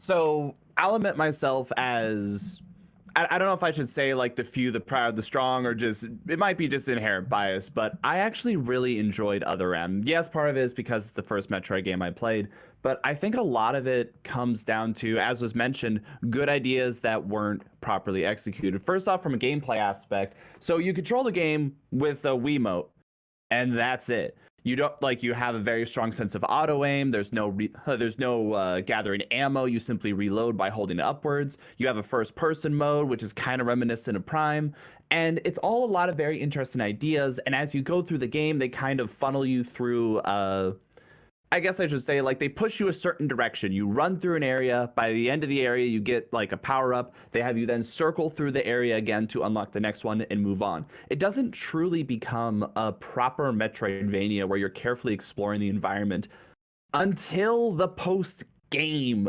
And that's kind of where that aspect falls apart, because they don't want you to have to worry about collecting ammo, collecting secrets and the like, because they're pushing you forward for a narrative experience, which is simply, it's not a bad thing. It's just, it is so different from how the other Metroids operate that becomes a problem that people are not used to. Same thing with the storytelling. The story itself, at its base, the idea of PTSD, motherhood. We kind of mentioned this before, but we'll talk about more as Samus as a character. But she is not a loud person. She doesn't need to proclaim strength. She doesn't need to proclaim that she's the best or anything like that. It's quiet determination and resilience. And you see that throughout the different games. For example, talking to the computer of Adam, and I always get confused by Fusion, quiet interactions with other characters, how she like moves, body language, those kinds of things. You could see the personality is there, and the PTSD is a good storytelling aspect. The idea of motherhood, especially with the baby Metroid, like, you know, imprinting onto you, good stuff. The problem is when I pull up like a basic timeline of the series, this is well into the timeline. Ridley has come back so many times. She has grown so much as a person ever since working under Adam, who's kind of having daddy issues with, that I wish they not only explored the PTSD angle, but I wish they also explored more of her personal growth. Adam tells me, hey, I'm not going to use the Varia suit, even though I'm going into the lava zone. The Varia suit is designed to save me from, fuck you, Dad. I'm going to power up and I'm going to destroy shit. My life is in danger. I'm going to do this. There could have been some very good interactions with like her fighting back, her not wanting to take orders, being more independent, but also needing to learn to work as a team and learn to rely on other people. She has been on her own and only able to rely on herself for so long. Having those vulnerable moments and having help from others could have made some great plot points. Her inner struggles with the PTSD and a threat that just never seems to go away. You know, keep in mind, we look at like the Legend of Zelda games and like, okay, Ganondorf keeps coming back. That's a different Link almost every single time. For Samus, it is just her. There is basically one continuity and basically just one person going through all this, and this overwhelming nightmare of the space pirates just keeps coming back. The Metroids, the things, or the X-Parasites as well, things that could destroy the entire galaxy, keep coming back. So I want to defend the story in that I think it has some good ideas. It's just, it's a tad heavy-handed. It's not told very well, or rather, it's told in such a repetitive manner. To go from a game series that is quiet and contemplative to, we will now tell you exactly how Samus is feeling, instead of just showing some simple body language as before, it takes out of the experience. I will defend the game that I think it's good in its own right. It's just such an absolute departure from the other games that it makes sense why it gets such a bad rap for it. All right, Justin, what about you? What are your thoughts on this question? I guess I got back perfectly timed. Where are we right now? We're talking about Metroid Other M and the perception of that game. Oh, I got back just in time for my turn on the other M question. That's I don't know if that's comedic or that's just perfect, but fuck it. I mean, I don't know what's already been said, but oh my god, Other M, had it had a lot of promise from the sound of it, like being like a sequel to Super. Although at the same time, that sort of effed it a bit because it had a lot of writing on. Because it's like, oh, Sequel Plus after Super, you know, that really acclaimed game that everyone loves talking about. Well, first thing I'm just gonna bring up. Well, I'm just gonna say, I'm gonna say, and probably gonna be said again in case it hasn't already been said. The fucking control scheme. Who, whoever thought on the team that just leave him alone on his side, freaking smacked. It's one of the dumbest things I've ever heard in my entire life. A D-pad controlling a game in a 3D environment. Are we in like the freaking, what was it shit, like 2010, like early 2010s? What was the other one? Hold on. 2010. Oh my god, 2000. We were in 2010. I think D-pad only on 3D games died out like late into the PS1, guys. Like, the hell is this all about? It limited so fucking much of what you could really do with it, and it just felt so awkward. I hated that shit. This is Metroid, not Crash Bandicoot, okay? Just saying there, freaking old Sakamoto, okay? Just saying on that one. Having the nunchuck would have been so much nicer, but now you have to awkwardly point your pointer at the screen to enter first person view. Like, use the waggle shit with the Wii motion, awkwardly lock on your missiles. That was the most awkward shit of all time. Why the hell would you do that? Are you fucking kidding me? I have to point the screen. You have to hope to hell your infrared's not freaking on vacation having a goddamn mojito on the side in freaking Cancun in order to see that shit. Just the way that rant sort of went. Because the control scheme, like, it's tilted back so much of what you could possibly have fucking done for control. It feels fucking awkward. Missiles suck. You can't move in first person, which is already a sin considering Prime 3 came out already and you could move. You had a nunchuck. I don't care if you wanted to feel like the NES or whatever. I want quality control, Mr. Sakamoto, whoever the fuck on the design team thought that was a good idea. Fuck off with that shit. Never do it again unless it's 2D, to which would come back in dread. But anyway. And oh, for the love of God, I want to have a talk with the voice director. Did they even go to school for this? You had people who could have done better in the delivery of their lines, especially the VA for Samus. But you bumbled it by making her sound like completely the opposite. And this script, I as much as the internet loves to exaggerate it, the count's actually been done, and the amount of time she mentions the baby Metroid is not as much as people think it is. But since it's so blasted on you again and again and again and again in the beginning of the game, it feels like a million times. Everyone has the meme, the baby, the baby, the baby. Even that fucking one, I forget the animator's name already, but they had the baby meme, and it's already a GIF on the 10 or GIF keyboard. I just put it in the chat. There you go, right there, the baby. Because it just won't be quiet about it. And for the love of God, someone really, really loved Fusion on this, because a lot of it goes back to Fusion. Not bad, but there's still a few things here that are missing, like things not looking too samey. Also, who the hell got rid of the freaking item pickup jingle? Like, come on, like, just a regular sound. Are you fucking real? Where's the soul here? I don't give a shit if everything's all... It's that early 2010s gritty, realistic BS that the freaking PS3 and 360 era kept pushing, and I fucking hated it. Everything looks so brownish and grittish. I mean, to be fair, at least Other M does have color in places for that era, and thank God for it, but oh Lord. And the overall plot's a goddamn mess, and just the whole Adam thing could have been handled so much better. That's its own can of worms, just everywhere, all over the place. Seriously, they had a premise, but they bumbled it. They bumbled it right at the poop chute, like right up here. They just spread eagle, like just right there, just right. and special shout outs go to the part inside the lava sector where you didn't have your various suit for like 15 minutes, despite the fact that you were dying of heat exhaustion, because the way the game handles your upgrades is complete ass. Ah, yes, Samus, you must not use the most dangerous weapons in here. That power bomb can actually nuke the whole entire joint. That makes sense. Samus, how dare you use that protective thing that'll keep you from fucking dying of a heat stroke? I'm sorry? You could have at least had it to where communications were disrupted or something, because it shows later he could see through her helmet. I'm like, are you fucking serious here? Why did you do this? This is the dumbest shit I ever heard.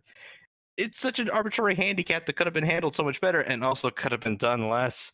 Who the fuck wants to go through that shit? If you went through a heated place in a Metroid game without the various suit, that was your damn fault. But no, the game points you here because it's about just as linear as Final Fantasy 13 and its freaking hallways. And who thought these lookout sections were a good idea? Ah, yes, you had to find a symbol in a dark area, another symbol in a dark area. Green blood on green grass. Why? Who thought of this? Why do I have to walk slow in these sections when it takes a million years to make Samus walk at like a mile a minute over here? Just Ask other M. Also, Breaks why his brain. was the final boss of the first act just another one of those crappy missile sections? Why does it end when I just point at the blonde over here?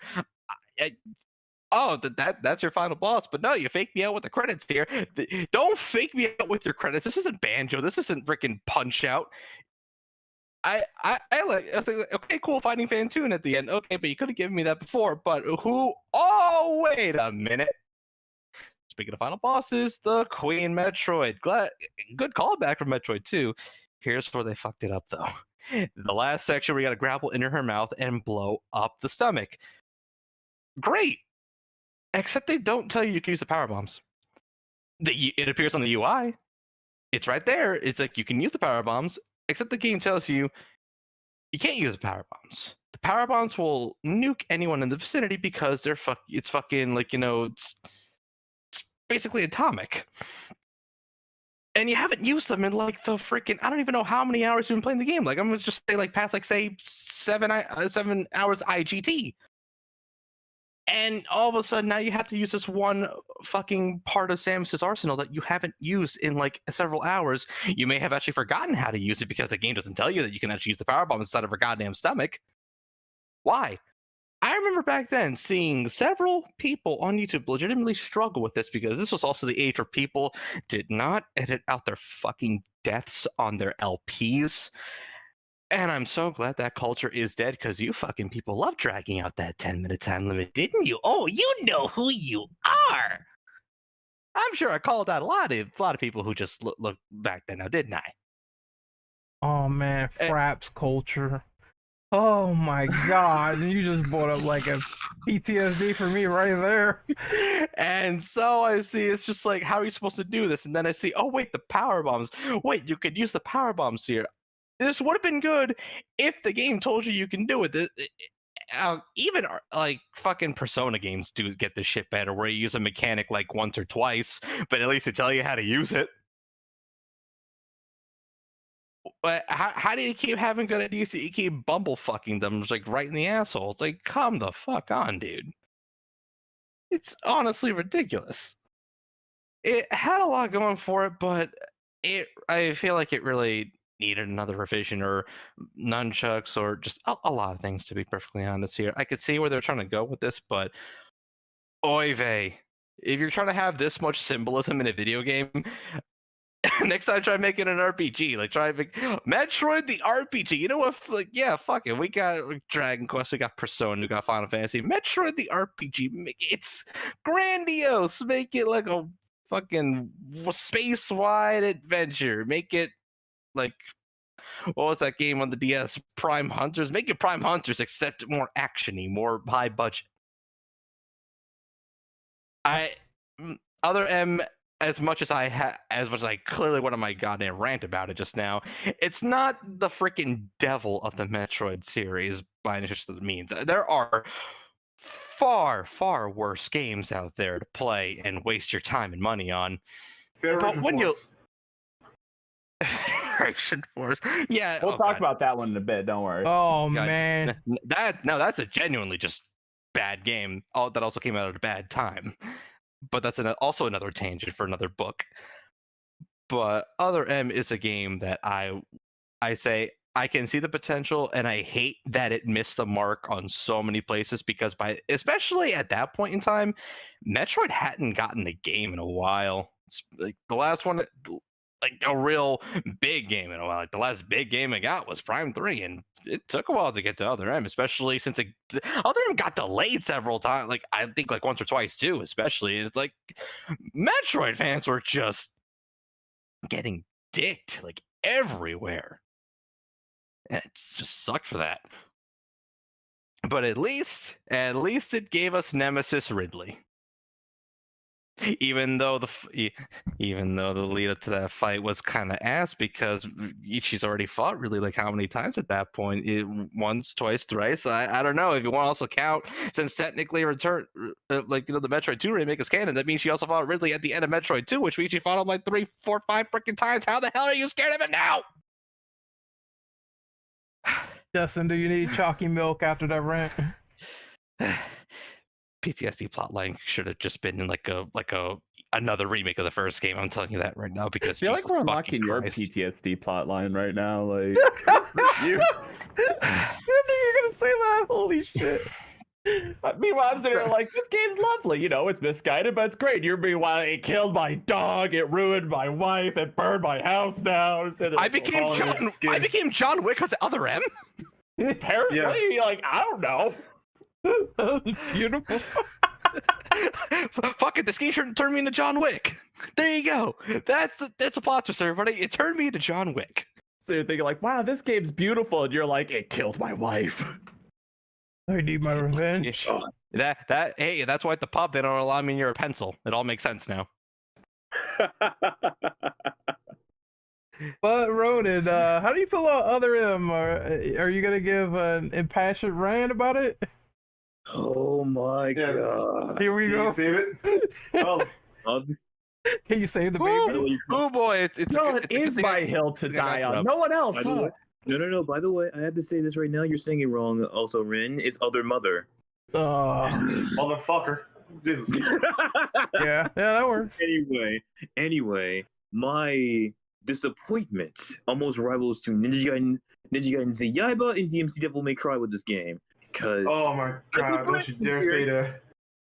Like Brandon here, I expected this game to be a fun, good Metroid game. Remind me back in the old days, back in Super Metroid, back in the days of the Prime.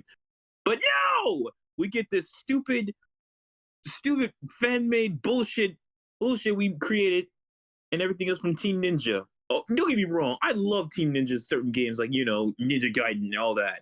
Even though I really do not like Dead or Alive, but we're not going to talk about that. But anyway, I really despise this game. Down to its characters, its story, and most importantly, fuck you, Adam. Fuck you. Like, I kind of wish Ridley killed you. Because you are the worst patrolling officer in the entire fucking game. Oh, yeah. Hey, Samus, did you forget you can use your also use your Varius to protect you from heat? Hey, Samus, you can't use power bombs. You can't use these power bombs because they might destroy the entire world. Hey, Samus, you know all those cool abilities you get, all those abilities you get in other games? Yeah, you have to be authorized to use them. Fuck you. Fuck you, Adam. I hope you fucking die. And I'm actually glad you sacrificed yourself, but I kind of wish you had a more brutal death. I'm sorry. But everything else I have to say right now, I have to say this, and that stupid And that stupid fucking scanning mechanic. I hate it so much that I want to burn it to fire. Whoever designed that mechanic deserves punishment. And also do not get me started on that goddamn voice acting. All right, it seems like we have 2 John Wicks. Man, I'm not gonna For the record, the scanning bit came from Metroid Prime. So if you want to bring hate, let me have this, please. Dude, wait, I have the disappointment, he has the anger. yes. Brendan, bro, I have the rage for 1,000 suns with this game, but this voice acting offends me. Coming from a actual voice, okay, not actual voice actor, but voices are coming off. But this offends me. Have these people never heard of range, pacing, or any type of emotion besides melatonin? Hell, their voice acting almost reminds me of fucking AI covers. And I really want to say this.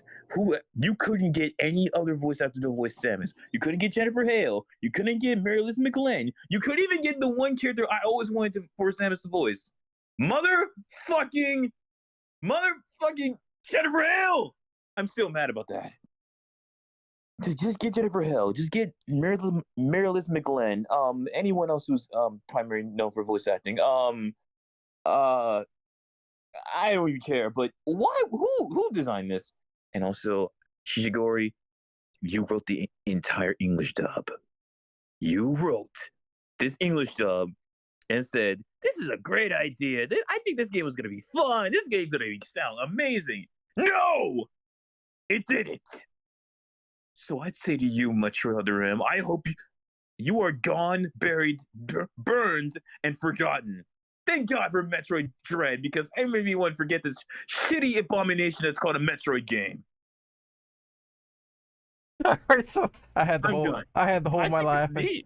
I had the whole my laughing, but Burn, what about you? How about, is there any sunshiny days? No, it's fine. Any sunshiny days for you with Other M? I don't think I have much to say, honestly. I played Other M, but it is what it is. That's everything that I can say. It is what it is. Product of its time. The canonicity of it's debatable, but yeah, no, I think everything has just been said. All right, then let's move on to the next question. Talking about Federation Force. How do you guys think about that? First, we'll start with Brendan. You know, your favorite game ever? Look, I don't know what I'm more mad about. The game itself, or how Nintendo just said, like, yeah, you guys want a new Metroid? We got you. Come in, boys. Let's go. Here you go. Metroid Federation Force. Oh, Bro, that was a good day, just seeing the ratio and the comments on the freaking the initial trailer. Cause like, yeah, we asked for a new Metroid. They gave us a new Metroid. And it's like the biggest, here, fool. You got what you wanted.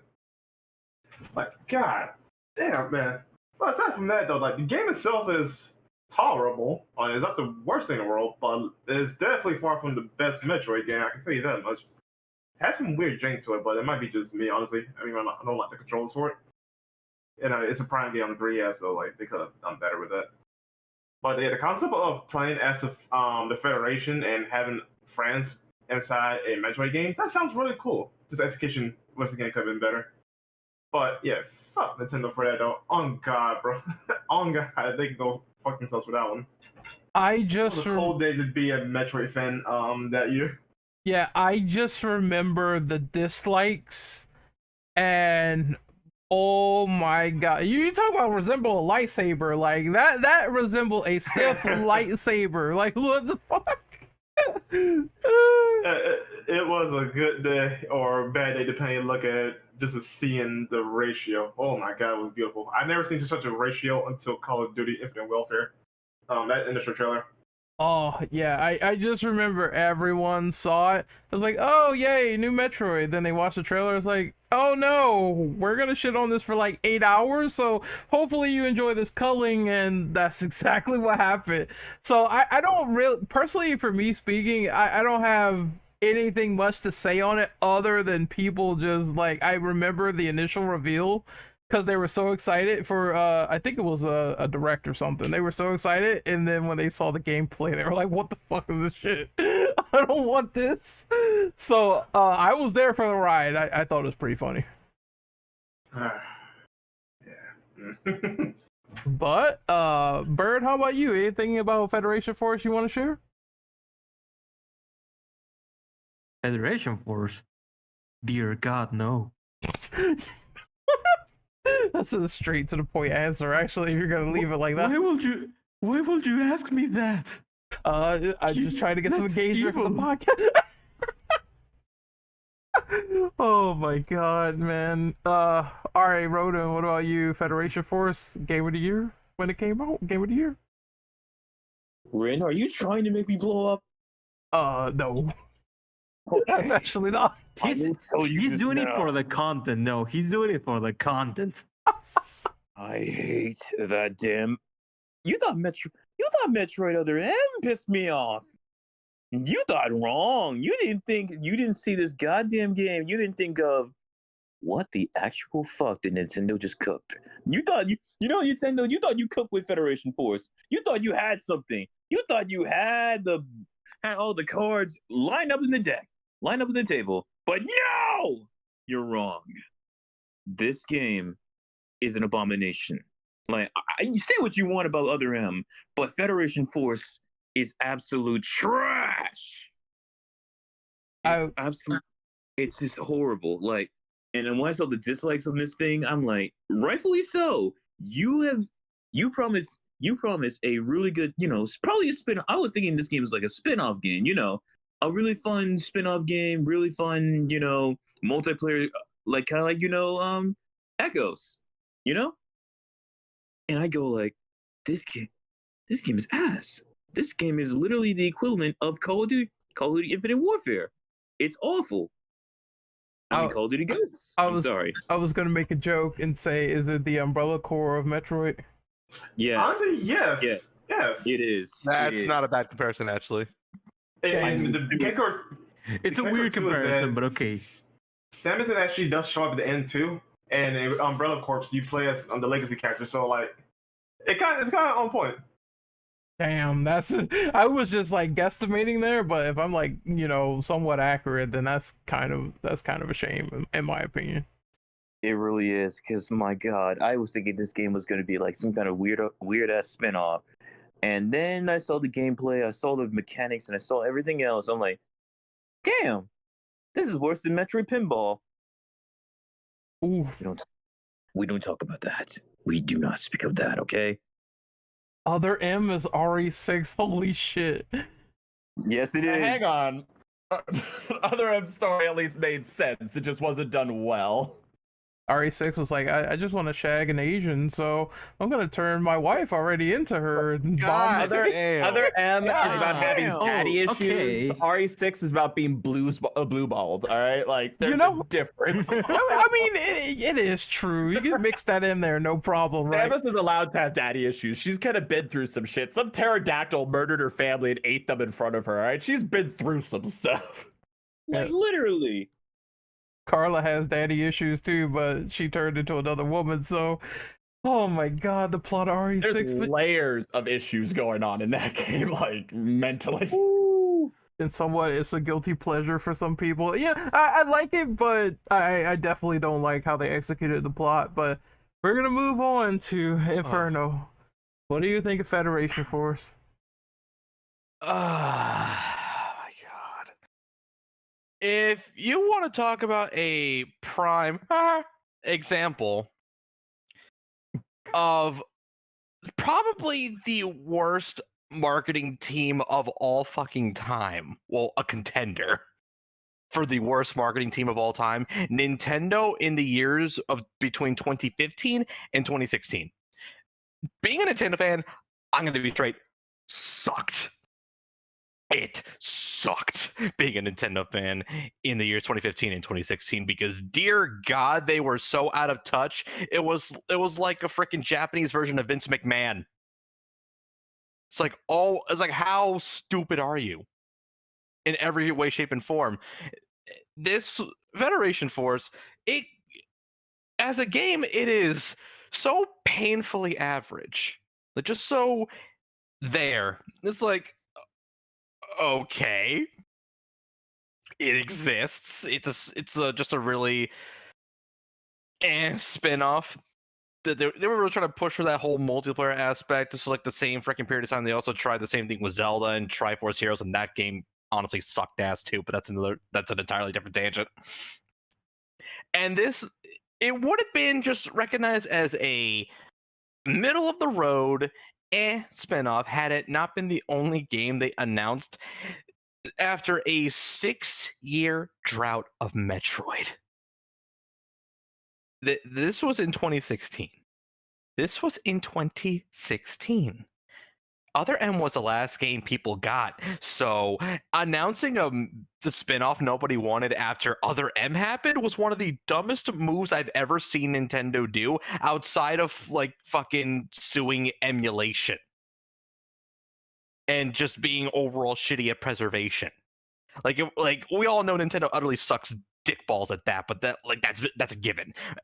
It just in general, them as a business, this is one of the dumbest moves I've ever seen them do. And this was already after Tokyo Mirage Sessions had one of the worst, English scripts of all time. This is after Fire Emblem Fates had one of the worst English scripts of all time, plus an incredibly shitty business practice along with it. The amount of tone deafness was staggering. I just couldn't believe my eyes when I saw this shit. I am just like, are you guys actually stupid? Like, do you not know what the fans want? Because clearly you don't. Like, your marketing team is so fucking garbage. I mean, granted, their marketing team showed its true garbage when Splatoon first came out with that infamous commercial. I'm glad their old spokespeople nowadays are freaking long gone, because during that dark period of the Wii U 3DS era, they just did not know what the hell they wanted to do. They didn't know what the hell they were doing. They didn't bother listening to fans at all, the people who gave them their goddamn money. And it freaking showed, because what happened a couple months later? They started teasing the Switch. And that says a hell of a lot. Just, if they had announced Samus Returns around the same time, if they just said, hey, this is not just our only plans for Metroid, we also have something else in the works, that could have easily softened the blow. Like, I know Samus Returns was a year later, but they could have at least mentioned it, just because how could they have not foreseen this coming? Any random schmuck in the Nintendo fandom could have easily seen coming, oh, you announced a spin-off nobody wanted after the last Metroid game was Other M. That's not going to end well for you, buddy. But it's like they freaking, once again, Vince McMahon, their ears plugged them in like, la, la, la, la, la, la, la, la, la, la. It will forever go down as one of Nintendo's most tone-deaf announcements of all fucking time. And honestly, I know that was like several years ago at this point. That was 2016 to 2024. But don't let them forget their fucking mistakes, because Jesus Christ. Never let them go back to that dark period, because, God, that time period fucking sucked. And honestly, it's not a Federation Force. It was just, to quote MJF, it's all mid. All right, Drill. What about you? Do you have any sort of opinions on Federation Force? Honestly, I never played it, so I got nothing to say. It looked okay, but I never played it. Max? So I'm gonna die on my second hill today and say I actually enjoyed it. This is the benefit I have of coming into series way late, that the main thing I knew about Federation Force was that it committed the sin of not being a Metroid Prime game. As much as it was funny to be essentially like Pikmin style Hakates that are just like these little guys, and oh, there's Samus, isn't she so cool? Maybe she'll sign my helmet someday. Like, oh, there she goes. It was not a Metroid game. That being said, like, while playing it, all I could imagine was me being like a middle schooler, or like, in elementary school on the playground with my friends, all of us having a 3DS and playing this game together. The game itself is honestly fine. It's fun. It's cool to do little missions. It's cool to get little experience things. One thing I want to bring up, I particularly liked this, was in a lot of like Legend of Zelda style games, you get Z targeting, right? This game had it so that you could Z target, but it only locked onto them generally speaking. So that way you had to move the 3DS in order to get more precise aiming, because they would move left and right and it wouldn't perfectly hone in on them. You would still have to aim a little bit. And that reminded me a lot of like the actual Metroid Prime games, and I thought that was very well done. The tools were fun, the exploration was fun, the graphics were cutesy. I thought it was great, but it isn't a Metroid game whatsoever. I unfortunately didn't finish it due to time constraints, but like the bosses I did fight, they were fun. They were puzzles. The enemies, like the goals you had to do and everything, they were fun. It was cool. It's just the greatest sin is that it is not a Metroid game in a drought of other Metroid games, which kind of glad I missed out on that rage, but also just kind of looking back and going like, oh, that was a blunder. Oh well, I think the game's still cute and fun. All right, so we're going to move on to the next question, where more greener pastures will exist, and this is thoughts on the Metroid Prime trilogy. I'm gonna go really briefly first. Honestly, it's everything we said on this podcast kind of reigns true for that series. Like, they're very good games. I did not get the chance to play the third one, but I played the first and the second, and I thought they were really great, intuitive games. And also, like, it's like Justin said earlier, I could see that sort of moment where people were like doubting the fact, oh, Metroid was 2D this whole time, 2D platformer, now you're going 3D, what the fuck is this? So I truly think there was complaints like that there. It was happening to a lot of franchises during like certain times. I know it definitely happened to Mega Man when they went from 2D to 3D with Legends, and people were like, what is this, what's going on? But it turned out to be ultimately great, and I think it was a symptom of, you know, them actually honing it and thinking about the 3D space and doing what they could for Metroid. So I have no problem with it. Yeah, good. Yeah, that's an X7. Oh no, that's where it took a turn for the worse. That game was just a hill of ass and balls. But yeah, it's for some series it worked out well going to 3D. Others like X7, it could burn in the deepest pit of Kratos's taint. I don't know what to say. I just lost my train of thought, so never mind me. But that's what I think about those other games, and I think that Prime Trilogy was well, the ones I played at least 1.5. It was absolutely great for what it was, and the second one was also cool. So that's all I have to say. So Mr. Brendan, do you have any sort of opinions on the Prime Trilogy? I haven't played 2 or 3, but I must say though, Dark Samus being an icon herself is pretty cool. But I definitely do love the development history of how Prime can be. Like you said, like that 2D game becoming 3D is like, you know, 50-50 coin calls of it being good or not, right? And they proved themselves, especially with the crunching they had to do just to get the game out. Like, you thought today was bad, man. Like, Retro Studios was doing it first. Mm-hmm. Like, they were doing that crunching stuff, though. Like, yeah, they nailed it, thankfully. Because imagine the game sucked and all that crunching was for nothing, really. Somebody would be like, I'm quitting the industry because fuck this. Yeah. My work came from nothing. Yeah. So, but I do definitely respect the Metroid Prime trilogy for the simple fact that it's a success story that should never happen in the first place, you know? Well, what about you, Justin? What's your thoughts on the Prime Trilogy real quick? It's a hell of a risk that they took with the series, taking an established, like, you know, shooty platform series and turning it into a 3D shooty platformer with, like, you know, first person elements. But as shown today, it's a one hell of a risk that paid off like hell. It's again, like I mentioned earlier, people fucking doubted it at first, but then they played it and they're like, you know what, this game actually kind of slaps. It again, like, quality varies, of course, because, like, you know, you had Prime 1 and, like, you know, Prime 2, it did a number of things wrong here and there. I'm not going to deny that. Prime 2 is not perfect, but it still has its good moments. And I will also say the trilogy version re-release at least fixed some of those issues. Thank fuck. Boots Guardian, Spider Guardian. Ooh, sorry, I'm still allergic to bullshit. Don't mind me. Please don't remind me of that. I'm so sorry. Thankfully, my start with those was with the later games was with the trilogy re-release, so they weren't as bullshit. So, bullet dodged, in my honest opinion. And the less said about the Chozo artifacts in the fucking Sky Temple keys, the better. It sucks. It took them until the three's energy cells to get the fucking MacGuffin collection right, but at least they show that they learned from their mistakes. And I know Prime 4 is its own question, but I mean,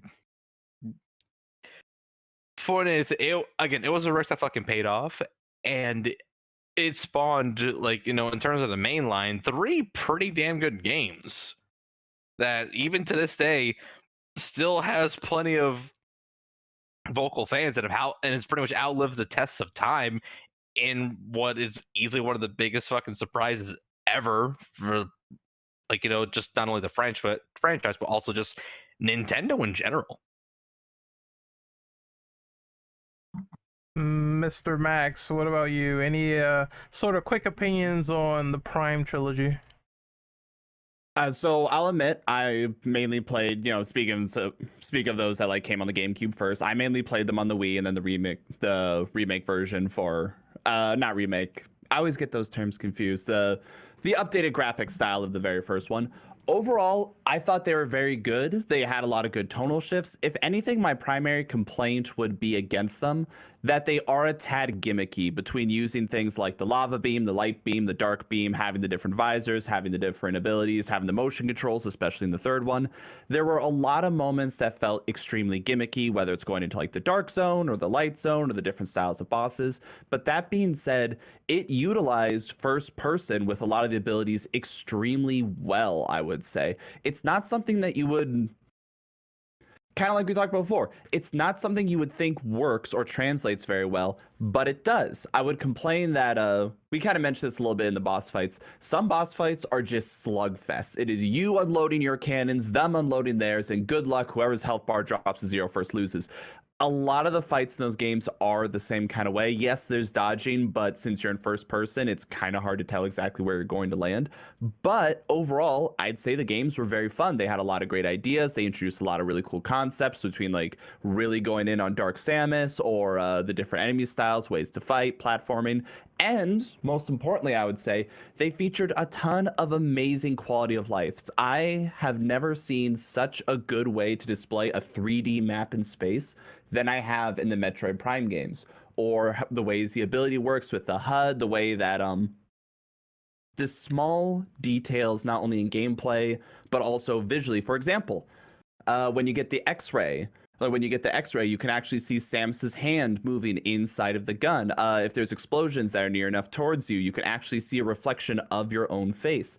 Depending on the environments you're in, you can actually see the effects of your armor glowing or the effects going into your face as well. The explosions on the missiles, graphically speaking, and in terms of just I can't think of a better word other than flavor win. The games are extremely good at that, especially also in fleshing out the world more, showing the Galactic Federation, the inside, the outside, how it works with the giant brain computers that run this galaxy, you being a bounty hunter with the other bounty hunters, and specifically in 2, as we mentioned before, them becoming corrupted. Just a very good, solid series of games that take the gameplay into a completely different direction for the better.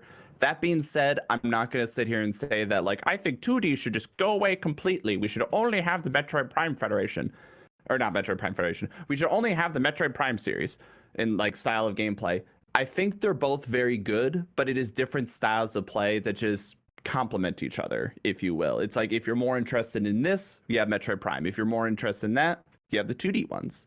But yes, I would say overall, they're great. I would highly, highly recommend them. What about you, Ronan? Any opinions on this? I do actually. I really do enjoy the Prime games, and wait, what was the question again, please? We're talking about just overall thoughts on the Prime trilogy and how we feel about it. It's still one of the best Metroid games ever made. Lay up there, and it's still live on its trilogy.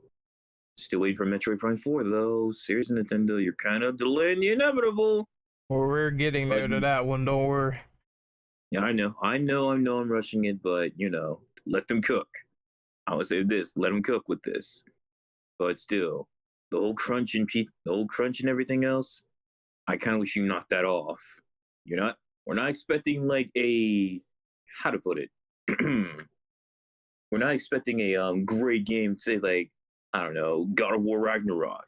We're just expecting a really good return to the franchise. Also, hopefully, Dark Samus is the main antagonist. That's all I'm hoping for. After that little teaser of Metroid Prime 3, spoiler warning by the way, I really hope we get Dark Samus as the main antagonist. That's all I hope, because we still need to know more about Phazon. So that's all I can say. Burn, any opinions on the Prime trilogy? I just think that it's a pretty cool way that Nintendo gave for people to enjoy more of the Metroid games in one collection. It was weird adapting the controllers for the Nintendo Wii specifically, but I don't think it's a bad thing. I mean, always having compilations is good. I mean, if you want to not like be a hoarder or anything like that. So the Prime Trilogy definitely has some flaws and everything, but I think that for a general public, having something like that just available, it's just like an amazing choice for people. Yeah, I think oh, I forgot about Drill. So Drill, I guess you can go on this one before we move to the other questions. Understandable. No. Honestly, I've only played a bit of the first one and really liked it, but there's not much else I have for it. I really do need to play them before 4 comes out. Well, that'll be the next one after favorite weapons. So, favorite weapons and abilities in the entire series, and I'm gonna let Brandon go first. Favorite weapons or abilities? Does the Zero Suit count as an ability? I know you just said that because you want to look at our ass, man. Come on, man. I know this. Yes. There Take you go. Among Us. Jesus Christ. Oh, Just the face of honesty. Yes. well, Typical, but we appreciate your honesty. you can use her in Yes, stealth-like segments, and I mean, you can fight with her in Zero Suit, so it does count. Honestly, fighting as though- a Zero Suit, like studying, it's a good time. Well, to give a legit answer though, I particularly don't have a favorite one because none of them like stand out like, oh, I love this power. To me, at least, right? That could be from me not playing all the 6 games in the series though, but I don't have a particularly wow factor. I guess I could say like, does she like have like a whip type weapon gun in her Zero Suit outfit? That was introduced in Brawl, like Super Brawl? Smash Bros. Yeah. Specifically. Okay, so it was a brawl thing. I thought it was a Yeah. mainline. In the other games, it's just a charge pistol that's a stun. Brawl was the one that had like honestly a really fun and cool idea of being like, it's a laser whip now. Yeah, I thought it was actually legit pretty cool. I didn't know it was not from the main lines. I guess to be boring, go with that then, because it was pretty different. Considering most of her powers come from her arm cannon or turn into a literal ball. Well, I guess I'll go next on this one. I'm gonna keep it brief. Honestly, weapons that I like. I mean, I like the Annihilator beam. The dark and light thing from Metroid Prime 2. I thought that was cool. You could just incinerate the fuck out of things when you use it. I thought that was pretty dope, and I also like the wave beam. I'm gonna reference another obscure game, but the wave beam kind of looks like something you would see in Blaster Master with the way you shoot it, where it's this multicolor like sort of light energy just hitting people, and it looks very similar to having like high power in Blaster Master. So I liked that gun in that game, and I also liked how they portrayed it in Metroid. I thought it was pretty cool. So those are the only 2 I can really think of outside of the old trusty, arm cannon where you just blow people to smithereens when you charge it up. But that's pretty much it for the time being, and I'm gonna pass the baton to Max. So for me, once again, I have to kind of give like a bit of variety. First off, for talking suits, if we are solely most of the suits are just simple, like you are good against this environment, you're able to move through the water more effectively. If we're talking style points, I'm going to give the Various suit from Samus Returns and the base power suit, not the upgraded version, the base one from Metroid Dread. I think they just look amazing. It's some of her best looks, like the way that she moves in it. It's awesome. I love it. You know, the regular. Can I interject? Oh, sure. Yeah, I agree. If you talk about style points, I definitely agree with you that the Dread suit is probably number one, honestly.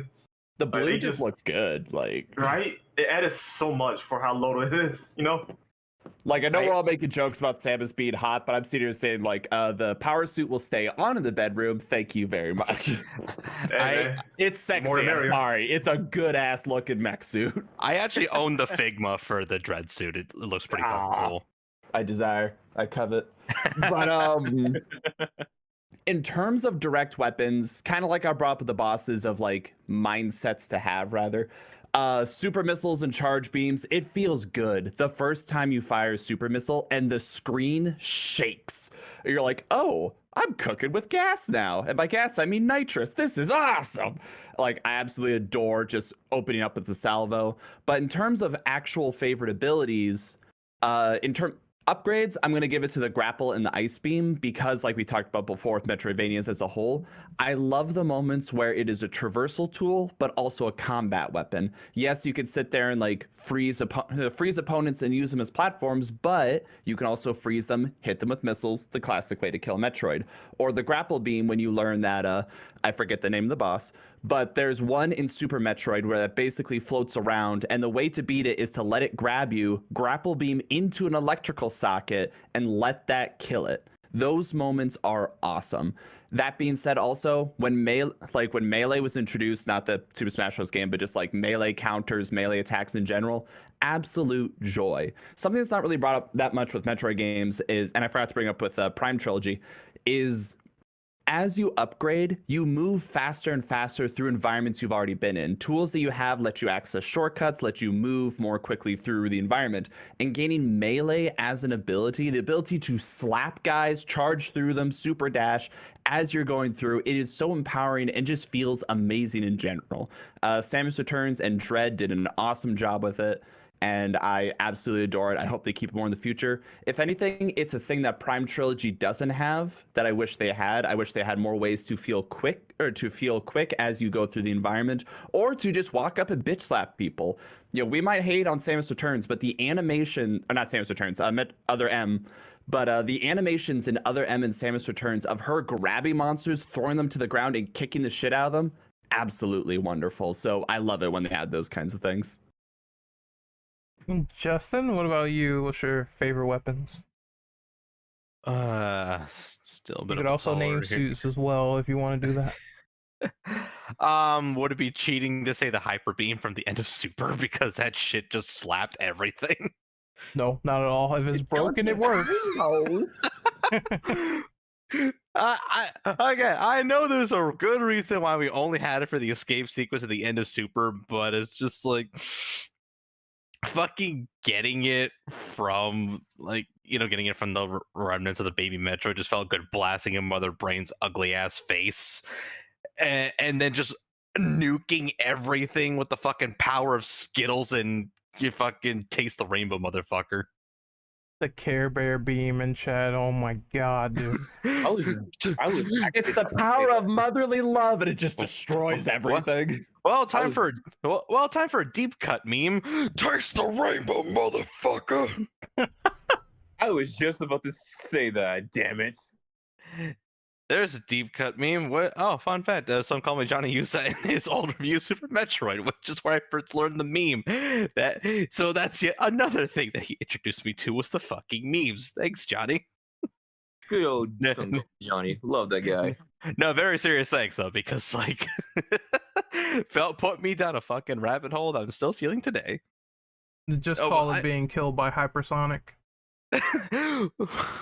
Ah! The Hyper Samus. You know what? That works. That works. Holy shit. No, but I fucking like. I mean, who doesn't love the hyper meme? After all you've been through throughout the game, especially if you went out of your way to 100% it, and everyone who was 100% in Super Metroid knows the pain of 100%ing Super Metroid.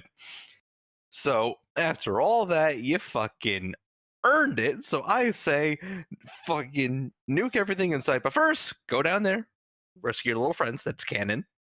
That's canon. Don't any of you fuckers bullshit me. That's canon. Fusion proved it. Now go, run, nuke it all.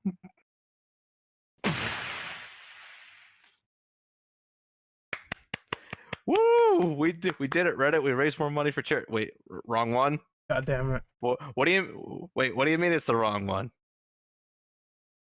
What am I gonna do with the standee now? I don't know. For another notable ability of, I mean, I would just say, I mean, in general, at least in regards to the 2D games, I always love the kind of power that you feel when you get the combination of the space jump and the screw attack. Because then all those like vertical hallways just feel like nothing now. It's like you no longer fear them, and they will fear you instead. And oh my lord, I just remembered how satisfying it is to use the speed booster.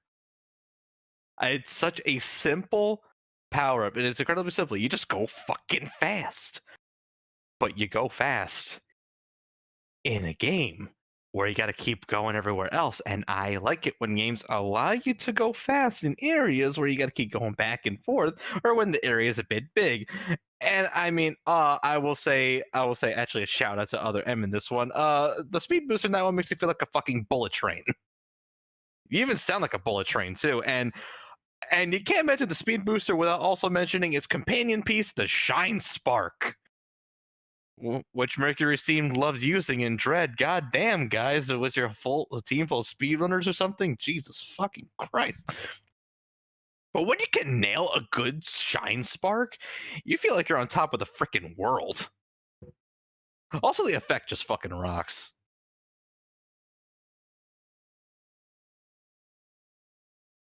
And that's my 2 cents. All right, so let's see who else. Wait a minute. There we go. I want Ronan to go next. If I had to say favorite power or weapon in Metroid, power bombs. You got to love those things because the amount of the radius of the explosion just eradicates everything else. Also, that little speed booster, you're just running as fast as you can. Then you hit the wall so hard, you get stuck there. Amazing. But power, like hyper beam is also really good. I have to say, like, favorite suit, Dread suit's up there, but I really love the dark suit. Like, I'm the type of guy who loves like characters who struggle with their inner darkness, and I love that suit for some reason. Missiles are always fun to use, but if I got to say any like personal favorite, it's the screw attack. Screw attack. Okay, who keeps saying that? I get it. Oh my god, yeah. Are you talking about the website Screw Attack or just the attack? Weapon? No. Oh, okay. Now he did a very deep cut old Some Call Me Johnny gag. Like, if you know it, then it is a deep cut. No, I don't know the meme, so I am out of the equation here. I was gonna So say it's I'm pretty clueless. I don't know any of this. It's pretty much just like anytime we say screw attack, you hear like an echo going screw attack, and next you know you're like, who keeps doing that? It's actually really funny. Like Brandon, you know, you're a fellow subscriber to Johnny, aren't you? I think he's dying from lack of sleep. I think I am too. Bruh, I feel so that, but somehow the coffee's still running. I have pizza right now, and yeah, I'm trying to stay awake right now. But I think that's my last question for this podcast. So I think I'm gonna head out right now. All right, man. Just plug your social media real quick. I'm on Twitter. First, I'm on Twitter right now. Shin Ronin Devil Reaper right now. So that's where you can find me. Just Twitter. All right, Ronan, it was a pleasure to have you, and we got to have you back on for the next one. Oh, I know. It's one of my favorite fighting games of all time. Yeah, Marvel. Marvel, baby. Anyway, take care, boys. All right, When's Maba? see you later, man. Yeah, well, can I say my part because I actually got to bounce now? Sure, go ahead.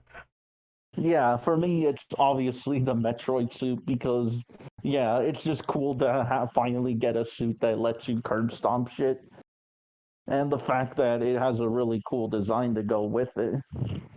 Honestly, I wouldn't be surprised if it appears in like Metroid 6 or maybe it's a more powered up version. All right, Drill, But yeah. your social medias that you got to plug. Yeah, it's Twitter at Drillbit777. That's really where I'm only active on for now, I guess. All right, Drill, it was a pleasure to have you. Hopefully, you come on for the next one when we talk more Nintendo or fighting game business. Yeah, all right. Have a good one. All right, see you later. Burn, any sort of favorite weapons or abilities or suits for Metroid? Yeah, in my case, something that I really enjoy a lot in Metroidvanias in particular is whenever a power or an ability or whatever it is that you get helps to improve the movement of the game. Like it offers a new way for the movement, like the wolf transformation in Castlevania Symphony of the Night. Basically, all of the new Prince of Persia game, everything that you get in that game is specifically for movement, and it's amazing. So for Metroid, in my case, I think that the powers or abilities that enhance your movement in the Metroid 2 remake, in Samus Returns, and in Metroid Dread, I think they definitely add so much to the mix. Like it adds another part of it. Like the game before those abilities plays just like your normal Metroid, like out of the blue. But adding that adds a new layer of the complexity to how to solve the puzzles, the bosses, the enemies, the exploration, etc. So every ability in Metroid that just enhances movement like that, for me, it's always a top. All right, we're moving to the final two questions here. No, this one was, referenced and alluded to, and it's very interesting. But Prime 4, we know this game has been in development hell for the longest motherfucking time. Do you have any hopes left for the game, whether it comes to Switch 2 or in the future or whatever? And when do you think Nintendo will drop the bomb with Retro Studios and announce it? And Brandon, I want you to go first. Okay, so truth be told, I don't have a lot of stock into Metro Prime 4 aside from the memes of the JPEG stuff. Because truth be told, we have a lot of games that have been in development for a long time and so it came out great. I'm being patient with them, but how long has it been since it was announced? Like, it's been 5 years now? 6? E3 2017. Oh, I feel old, man. It's been a long time. Holy shit. Hey, wait, right here coming out. Hold on. There's a little bit more to that. E3 2017, and it was Bandai Namco Studios that was doing initial development, but then it had to restart development in January 2019 under Retro. Yeah. Oh, That's yeah. right, I forgot about that. Yeah, because Namco and Nintendo were pretty tight for a while because they helped out with Smash 4 and some other games, right? And of course Pokken. So yeah, that makes sense in that regard, though. But weird. Yeah. It's a Cyber Connect 2 with Final Fantasy 7 remake. Yeah, exactly like that. Where they had to restart development. Or Grand Blue with Relink, where I had Platinum Games on the board first. Holy shit, I did not know that. That's interesting trivia. But I do have faith that it will be a good game. But I think people need to keep their excuse me, keep the expectations in check for this game because yes, it's the same studio, but the talent may not be there. I'm not familiar with Retro is now, how they are today, but the talent that made 1, 2, and 3 may not be there today. So keep your expectations in check. Just because you see the number 4 doesn't mean it's gonna be a good one or as peak as the original trilogy. You know. Yeah, I guess I'll go on this one. So the thing is that any game that's been in development for eons at this point has is either gonna go one or two ways. It's gonna be good, or is going to they put it in development for so long, you wait, then it comes out and it turns out to be a pile of garbage. So, I thought the JPEG announcement was funny because at this point it's like, hey, people are super excited. Now you have to wait legions of years for a game. I think if you asked anyone with that forethought and knowledge, they probably will say, I can't do it. I need some update. I need something. But the fact that they restarted gameplay, it's unfortunate, but it's understandable if they had to do the whole fucking thing over. People on the internet will be quick to say, oh, this doesn't look the same as it used to be. What happened? Because gamers have they have a very, very keen eye for things. Another to add on to that too, the issue is as well that gamers cannot separate the talent from the studio. Like, yeah, sure, the studio made it, but that doesn't mean the talent will still be there. Yeah, a lot could happen. This was announced in 2017, so the entire team could be different. Half of them could be laid off at this point. We don't know. But again, I will say, sometimes this turns out to be a great thing, like it did for Final Fantasy when they restarted development. They took over internally, and that game turned out to be amazing. So I think at this point, you have to leave Prime 4 in the hands of fate. When they're going to announce it, I would assume whenever Switch 2 comes along, I would bet dollars to donuts is going to be like a launch title for that console. If not, maybe like year 2 in, because I think that makes more realistic sense. I don't know if they're going to make that launch window target, but that would be cool to say, hey, we have this new console here. We have a killer app. Go ahead and try it out. Maybe they're gonna go for that, but I would assume delays are gonna happen again, so you never know. But Inferno, what about you? Thoughts on Prime 4? I feel like it will come out just eventually, and eventually, so like in massive air quotes, because eventually, I mean, it just makes it sound like the fucking Duke Nukem Forever when it's done advertisements. That regard, now that I say it out loud. Absolutely.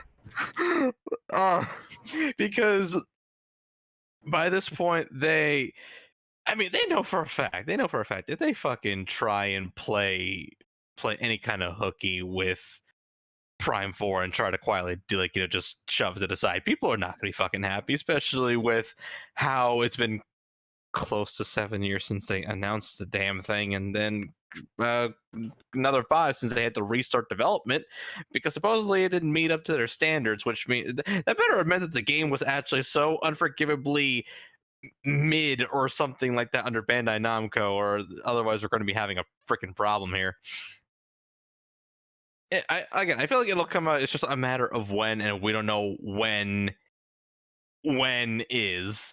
For all we know, Ren, it could be like you said with Switch 2. I mean, I personally wouldn't be surprised by this point, all things considered, with Nintendo and big games being on probably 2 different consoles. Even though that'd be kind of redundant, but you get the point. It's just like, say it should happen with fucking Breath of the Wild and Twilight Princess. Like, I'm just noticing a pattern here with Nintendo and big games, and taking a while to come out, and then eventually it's just got to be moved over to another console, probably midway through development, but we just don't know it yet.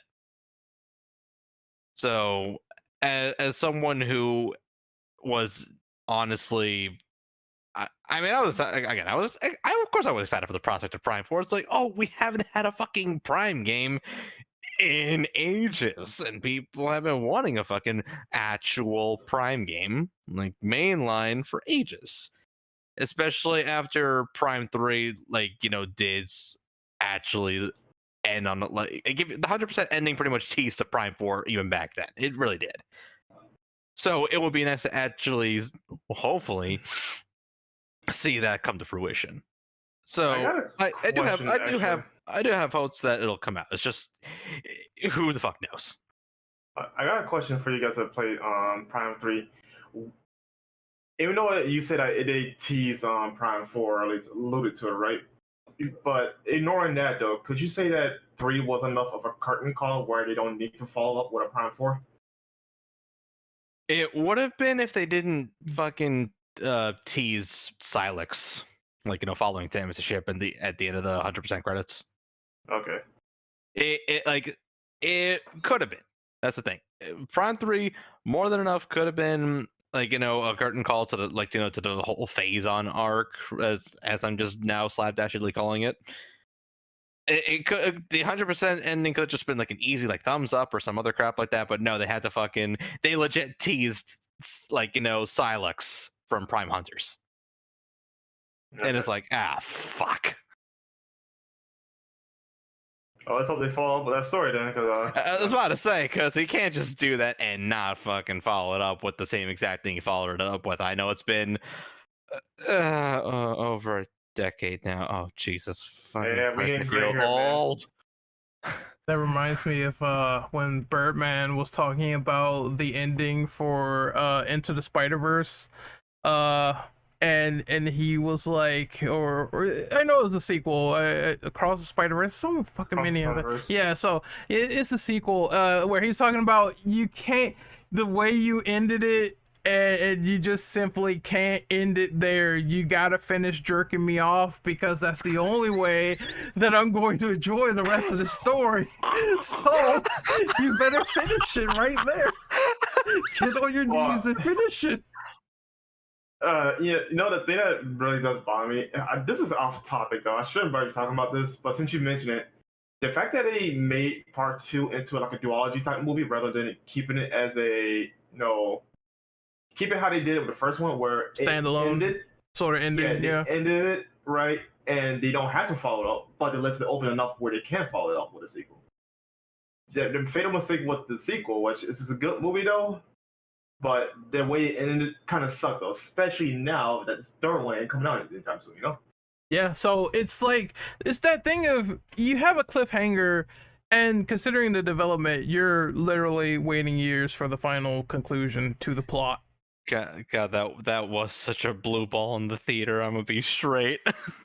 Yeah, when I saw Evil Miles, I'm like, you bring up Spider-Verse, it's just like, oh. And then you see the development, and then the little strike, and it's just like, well, I ain't seeing this for a while, so I better steal my ass in gear. But yeah, if it feels like that, and they didn't end it from there, I would assume that's going to be the first thing that people expect when they boot up the game is, where's that damn hunter that I saw at the end of Prime 3? But Max, any opinions on this Prime 4? Any other opinions to what we said? So once again, the benefit of coming to everything late. In general, I'm always on team. I would rather let a game sit in development and make sure it's released when it's ready than for it to be released too early. Yes, I recognize things go then into development hell and the like, but generally, I would say I'm looking forward to it and excited, but I'm not sitting here like dying. I call it. It must come out on the Switch. It must come up on the Switch too. It's like, no, it'll come out when it comes out. I'll just politely wait for it. If anything, if we're just talking about like, when will Prime 4 come out, but what do I actually hope for it? I would mainly hope that the abilities and the like focus less on being gimmicky and go more into giving you less tools that are more useful in different situations, or more clever interactions with the same tools, slight improvements, those kinds of things. I'd say make with the less is more approach. Yeah, because like, okay, the light beam, the dark beam, the combination beam, that was cool. Incredibly gimmicky. The ice beam, the fire beam, and like the electric beam, cool, but you couldn't use them in clever ways, or you couldn't use them to affect the environment very much. It was more just shoot the red guy because he's red with the red beam. And like, that's not very fun and cool. Like the big set pieces with the cannons, the spider rails, those kinds of things. Those are fun, but holding forward or following a singular path isn't always necessarily a puzzle. It's just kind of like scenery set pieces. So I would hope that for future games, whether they focus on Dark Samus, SAX, X Parasite, Silas, whatever it's going to be, honestly, if it was a new or different threat, I wouldn't be opposed to that either. Like I said, I'm not really emotionally attached to anything. I would just hope they tighten the gameplay, speed it up, and make it so that you have less toys that are all more efficient. Yeah, my only thing is that I predict I don't think it's gonna be the swan song of the Switch. I feel like it's just not enough time for it. It'd be cool, but that's my only prediction. Is like, hey, you got this massive game here, so we're gonna use it to push on the next console, which I think is what they're gonna do. Oh, one thing that just came to mind. I simultaneously love and hate the scanning aspect, having to scan all the logs, all the enemies, It's great reading things in Samus's voice, but it takes forever. So if there's a way to smooth line that, make it quicker, make it so you don't have to spend 5 seconds to scan everything when it's trying to rip your leg off, those kinds of things. It'd be nice if it was voice acted, or Nice if it was voice acted, yeah. I agree, or it's just instantaneous at the press of a button instead of pressing the directional button. Then you need to get your visor out, then you need to target the actual thing, and then you need to press it while things are trying to kill you. Or they could take the Dead Space route and just have it like a hologram thing in front of you, and you can read it as you're actually moving around, or just dismiss it. That'd be Honestly, yeah, that'd be great too. That'd be the fix, actually, for me. Then it'd be like, hey, I could log the file, but at the same time, if I have a creature trying to kill me and rip my head off, I don't have to pull it out until it's actually dead. So I think that might be the best idea for that. But Burn, we have to get to you. What do you think of the entire development of Prime 4? Okay, so I think we all share that same idea. We want to play Metroid Prime 4, and it's gonna come out sooner or later. They haven't canceled it. They confirmed that they are working on it. Yeah, the wait is like an extreme pain. But honestly, we waited for a lot of other games. People were excited about Cyberpunk, and that one took like 10 years. It didn't come out in the best way possible, definitely, but it has been getting better lately. Metroid definitely has the Nintendo. Well, I'm gonna throw back here a lot, but the Nintendo seal of quality. So we know that even if we are waiting so many years for Prime 4, it's gonna come out. Until the moment that they actually confirm and say it's canceled, it will come out sooner or later. And knowing Nintendo, it will be a good game. I have my faith in them for that. So let's just be patient. It'll happen. All right, and we're gonna head into the final question.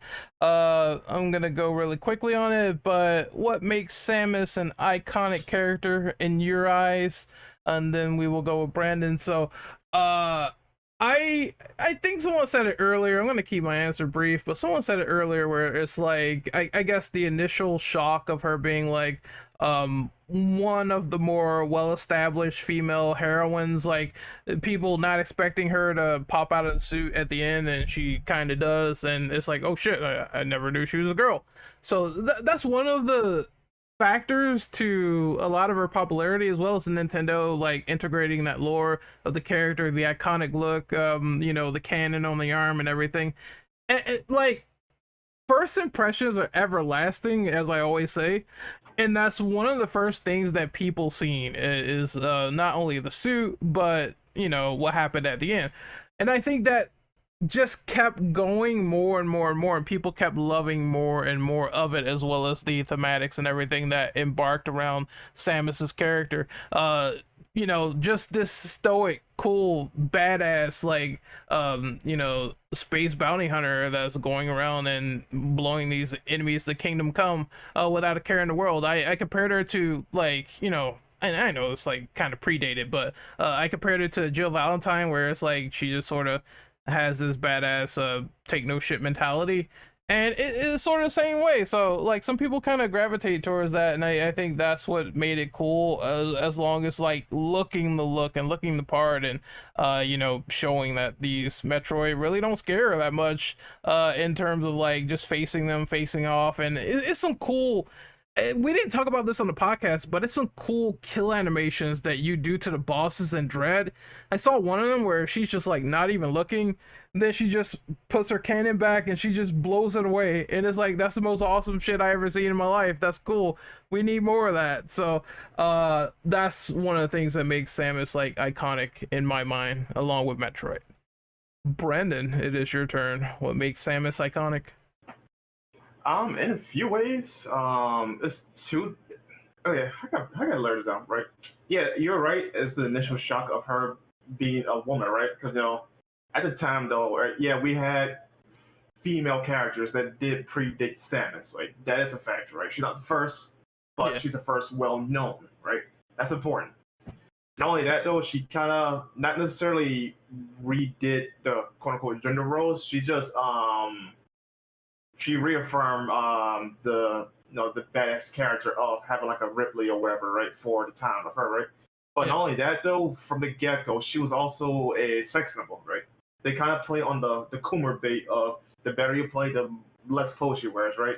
And since then, they kind of did play on that for a lot of the games. I don't think they do it nowadays, unfortunately. But that was one of the most important aspects. That the fact that you can actually see more of her, the better you do, right? So like I think that kind of creates some weird personal connection with the character. First and foremost, you see not only she's a woman, and secondly, you can see more of her features. Yeah, so if you want to strip them clothes off, it'll be $9.95. Yeah, I feel like I'd say that that's a good thing because like I don't think she would be as popular today if it wasn't for the completionist or the speedrunner type mentality that game encouraged. Yeah, it seems like from what people said on the podcast, 100%ing leads to either alternate endings or things being seen in certain cutscenes that you typically will not see if you just complete the game normally. Mm-hmm. But for aside from that too, it's her characteristics too. Like I said, she's a stone cold, straight up badass that can deal with almost any situation in a calm manner, right? So those traits came together just nicely, and you got Samus.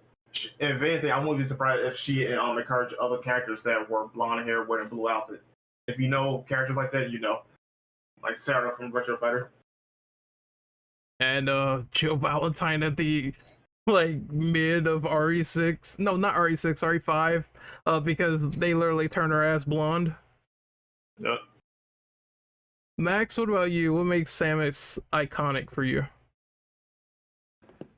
So for me, just trying to like sum up her character as a whole, I have to go back to the tonal themes of the game. This is not a character that has to sit there and declare that she's strong. She doesn't have to cut down other people. She doesn't actually have to like tell or insist on anything. She simply does it. She is a bounty hunter. She's on a mission, but it's the small little details about her as a personality that really shine and show her as a person, whether it's wanting to help people, talking to the computer of Adam, her interactions with the other soldiers, her interactions just with the environment in general, a small show of respect.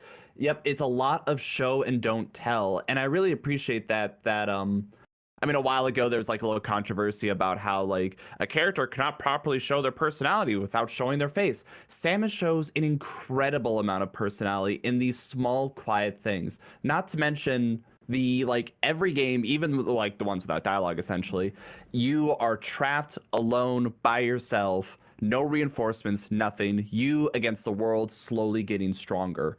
And I really appreciate that as a character, how they show her backgrounds with the Chozo, how they show her interactions with the with like bosses, and like for example with Dread, she is pretty well experienced, and you can tell she isn't, okay, let me rephrase, she is not cocky, but you can tell she has a bit of style. She has a bit of flair to herself in the different art pieces that you get at the end of the game. Yes, I know it's like, oh, you get to see her and like, you know, without her armor suit on. You can tell she's like a kind and caring and fun person, but she's on a mission. She is efficient, cold, and brutal that way. And it's something I really appreciate. And yes, of course, aesthetics. It's like, oh my goodness, Samus is hot. Burp, burp, burp.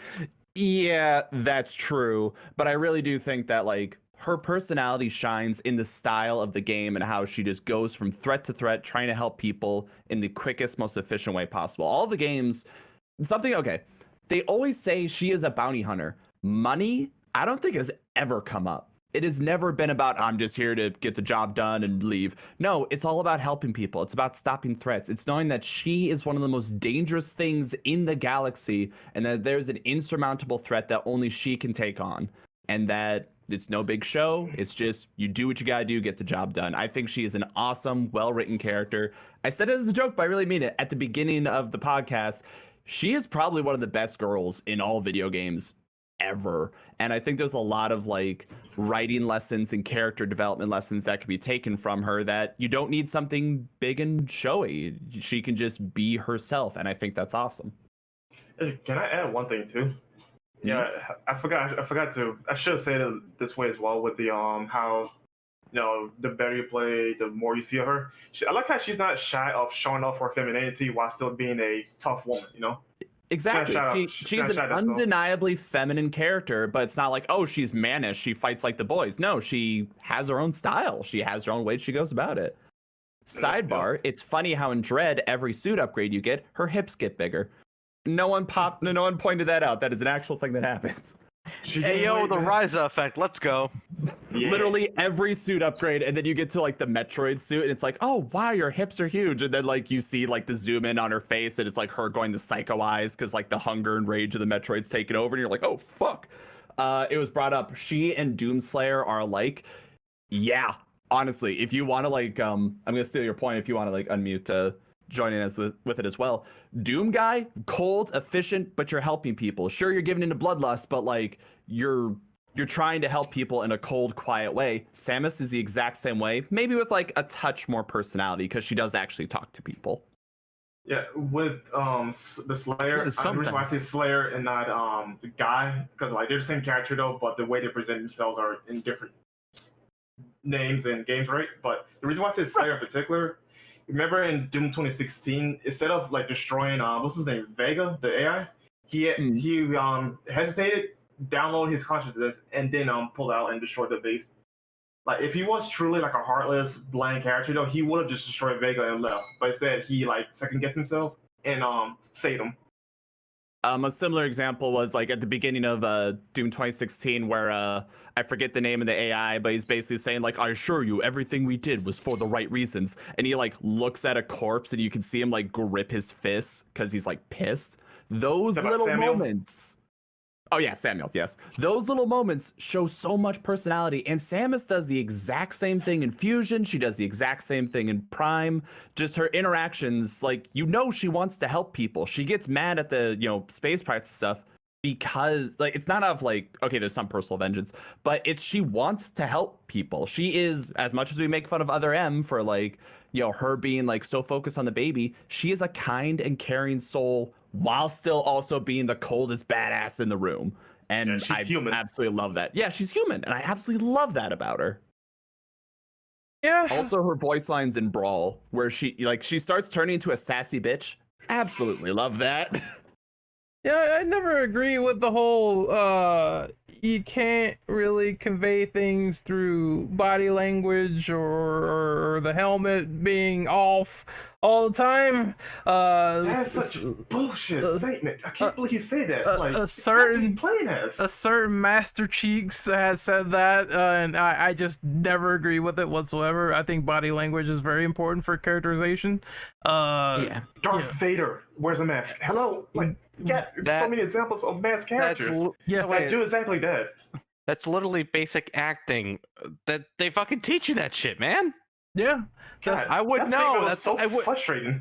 I fucking went to school Well, for that shit. Like, Someone just seriously? very clearly wanted FaceTime and didn't understand the objective. I mean, I do get it to where they, you know, if it's a popular actor, they want to show the guy off. I understand that shit, but in terms of Master Chief, his whole characterization, you can keep the helmet on and still show that he has character. So when people just try to apply it to everything in the midst of that debate, I just never agree with it, because you had characters like Doomslayer, got pissed, you clearly saw it, and there was acting there. So I just didn't get his logic. But Say her playing with the baby Metroid as it like floats around her, in Samus Returns specifically, like the way she holds out her hand or touches it or like lets it float around her, the way she hesitates to shoot it. So much characterization, and it's just like you could overlook it, you could totally miss it. the maternal, like I mentioned, yeah, like I mentioned earlier, the maternal instinct of Samus kicked in as they're 2 and during 3 Super Metroid. The Other M shows a lot of it too. Like the first time the little Furby that turns into Ridley shows up, and she's like she points at it to kill it, and it's like, oh, it's just an innocent little animal. And then she like shows disgust when she sees it like eat a corpse. oh yeah, it's so many things that can be done that you can see through characterization, even if the character has a helmet on. So that's why I say I just disagree with that guy. But Samus Aran, best waifu, hands down. Sorry, okay. all right, that's just simping That is- now. But Polite He's a simp. he's a, but Inferno, any thoughts on Samus being so iconic in your eyes? What makes her iconic? Besides all of what was just said pretty much over that I should have timed that shit. My God, he had a lot to say. In a good way. I was He was like, Oh, it's what's for that? the If better. I ran short, I apologize. Look, No, I mean- you spend an entire franchise with the girl, you start really getting to know her, all right? You start really appreciating things. he says as he cuddles his Samus body pillow. Oh my god, I knew you were gonna say that. Oh, no. I would like to state for the record, yes, I'm married, yes, I have a type, and yes, my wife is aware of how much I love Samus, and she gets it, all right? Oh, Part of the dude, reason I love Samus is, like, the reason I fell in love with my keep wife is her. the reason I fell in love with Samus. It's keep her, damn it. parallel. If she gets it, keep her. That's all I'm She gonna say. gets it. Yeah, hell yeah, dude. Anyway, so besides all what was just said, yes, especially the point of where, think about this for a second. In the year 2024, where we have a very interesting state of the games industry in terms of a lot, if you know, you know. Apparently we have already had a perfect example of a cool badass female protagonist of an entire franchise who doesn't take any goddamn shit, still looks hot, and is like, it just kicks ass up and down all around and can still be hot. I wonder where Evan, that you're being came from. polite here. I wonder where that came from. It's like all you need is a good design, good characterization, good gameplay. That's all you need to have a badass female protagonist in a video game. I mean, who could have thought, right? It's not like it's one of the simplest things to do, and some people just don't get it and just fuck it up so badly that they end up taking down entire studios with them. All right, that's great. Go masturbate. Hey, look, man, you mad because you can't do it. Oh, I have a wife. I don't need to do that, sir. I'll Yeah, have you know I'm wife, incredibly I don't- respectful. You have a wife. I don't need to masturbate.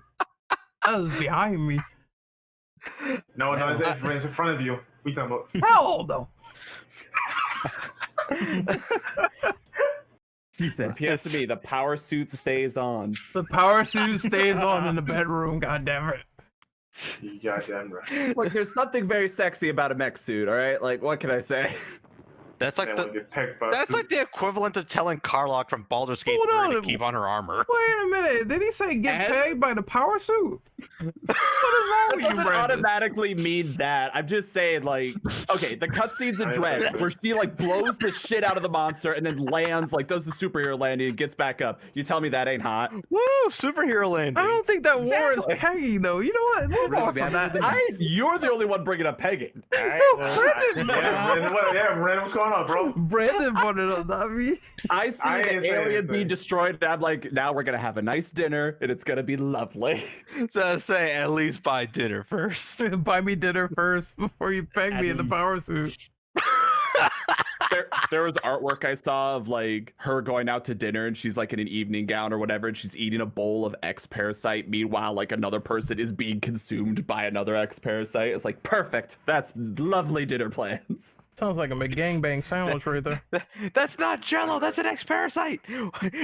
It's just, oh god, it's the fucking Walter White screaming from the car meme again. No, that's an X-Parasite. Samus. I mean, she's fine. No one else is, but she's fine. But again, she's fucking. But again, she's fucking iconic because she is a female protagonist done right. Again, well designed, well executed. I'm pretending Other M doesn't exist in this case, by the way. I don't think you can forget it, buddy. You still told well. Okay, script, no. The gameplay wise though, I do genuinely like all the moves. I do like the moves. I feel like all along with Samus Returns, it felt like a precursor to a lot of the more acrobatic shit that Samus could do, or just like a other kind of crap that she could do in the suit.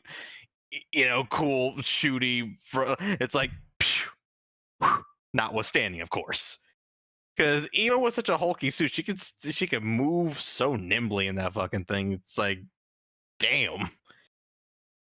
Because again, it's just she's done right. Plain and simple, she's just done right. She's not forced. She doesn't. It feels organic. None of it feels forced. That's especially the big takeaway. It's all organic. None of it feels forced at all. When you learn she's a girl, it's probably one of the most pleasant surprises you'll get as a gamer, bar none. It's just like, wait, Samus the whole time was a girl. And then later on, Samus the whole time is a girl, and that's just cool. It's just like, that's it. She's a girl. That's it. That's all you need to know. She does all these cool protag things and just happens to be a female. That's all that they needed to do, and they did it. And it's a shining example. All right, someone calm down the confused boner if it was a man. I have already Still internalized hot. this. This is just something I've accepted about life. It was like, yes, Samus is the best girl, hands down. Yes, this is a fact. And being dead serious, being dead serious here, just a female protag done right. Because when it's forced, then who the fuck likes that kind of writing? Yep. It applies to anything. If it's forced, nobody will like it. If it's forced, it's also just badly written, as we've seen in the current state of the industry. But that is probably a can of worms the size of Manhattan. Manhattan, that's being generous.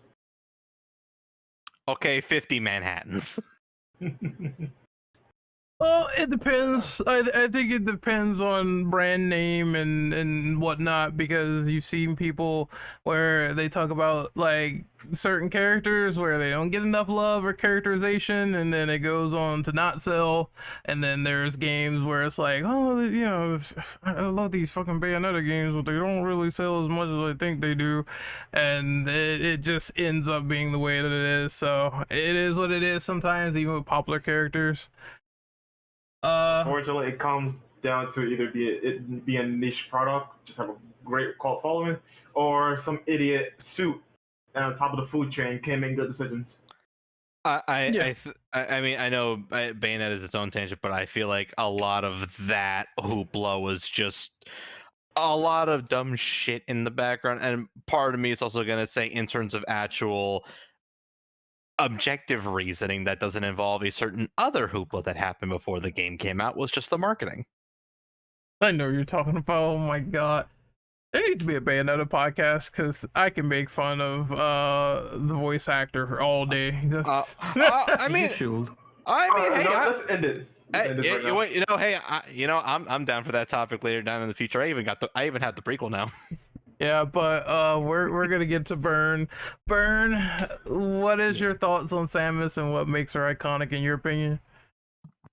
Everything that has also been said before, all of the things that she offers to the mix, the way that she's a silent protagonist, just like I don't know, the way that you don't need to see her face to actually understand what she's doing. You can see a lot of that in the Metroid 2 remake for 3DS, Metroid Dread. You can see a lot of that in the interactions that you see in things like Metroid Fusion. A little bit of that in Metroid Zero Mission. Some of the details on the Prime series, you can see that. You can see the kind of person that she is just by looking at that within the games. Her body language, her way of talking, her way of moving, everything. But also the way that she just came to be an icon. And I mean, it's kind of redundant. Why is she an icon? Because she is an icon. Based on such a character, as I mentioned before, she's based on Ellen Ripley from Alien, but also she just came in an era where video game protagonists, I'm talking like the 80s, everyone was just like generic male character or just like a male protagonist. And then came Samus, showing that, well, it doesn't have to be like the Barbie video game for the NES. No. Samus is her own thing that shows strength, that shows the wish for adventure and everything. She's just an icon. She's just epic. All right, we're gonna end this podcast sans friggin' all the Bayonetta stuff, but that'd be an interesting topic going down the road. So Hell yeah. we're going to do outros. Mr. Brendan, where can we find you on social media? On Twitter/X. Immortal Brendel. I have a link tree in my bio. You can check my other affiliations and other bullshit like that. Everything else is none of your goddamn business, so fuck off. All right, Max, where can we find you? All right, well, once again, thanks so much for having me. I absolutely love the Metroid series, and it was a joy to play it as a whole.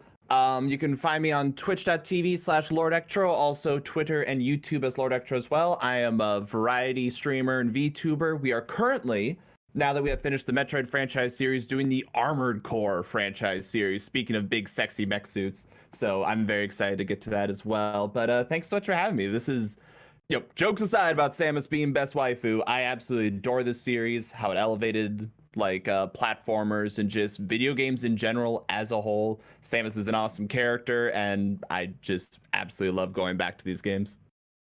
And not wait for Prime 4. I do want to see how that turns out when they show that first gameplay. Next, we're Soon. hopefully soon. But next, we have Inferno. Where can we find you, buddy? Y'all can find me on Twitter, the Bird app. Not a letter. You mean the X app? Oh, the letter app. X videos. With all of Elon's dumbass, or should have just called it L. That's perfect. I don't know, man. You could take He an took X it and turn it to to a an L, real. so you're right. So you can find me there on Twitter at Inferno Dragon 3D and on Twitch and YouTube at Inferno Dragon 343. Burn, where can we find you? You can find me everywhere: Twitter, YouTube, Twitch, everywhere as Burn Aeon. Same thing as, well, my normal name, because it's my name.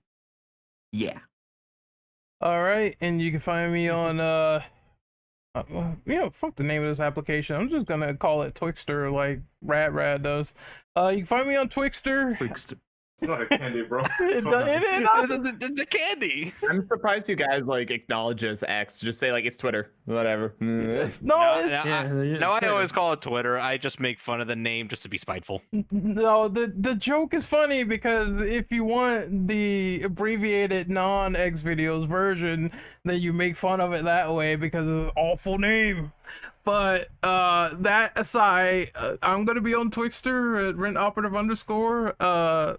also YouTube at Renegade Operative and Twitch at Renegade_Operative, where you'll see me play Final Fantasy Rebirth possibly tomorrow, since I got it and I've been fucking booming for this game for like a while now since I've been playing it. So there you go. If you want to see my excitement, first impressions, I'll be doing that tomorrow and trying to get this podcast up because it's gonna take a while, being 3 hours. So we'll see you guys next time. It was fun, and hopefully we join you once again for more Nintendo discussions. You take care of yourselves later. Also, I am going to be linking the Zelda podcast below, so you'll see it there. But until then, YouTube land, take care of yourselves. Yeah.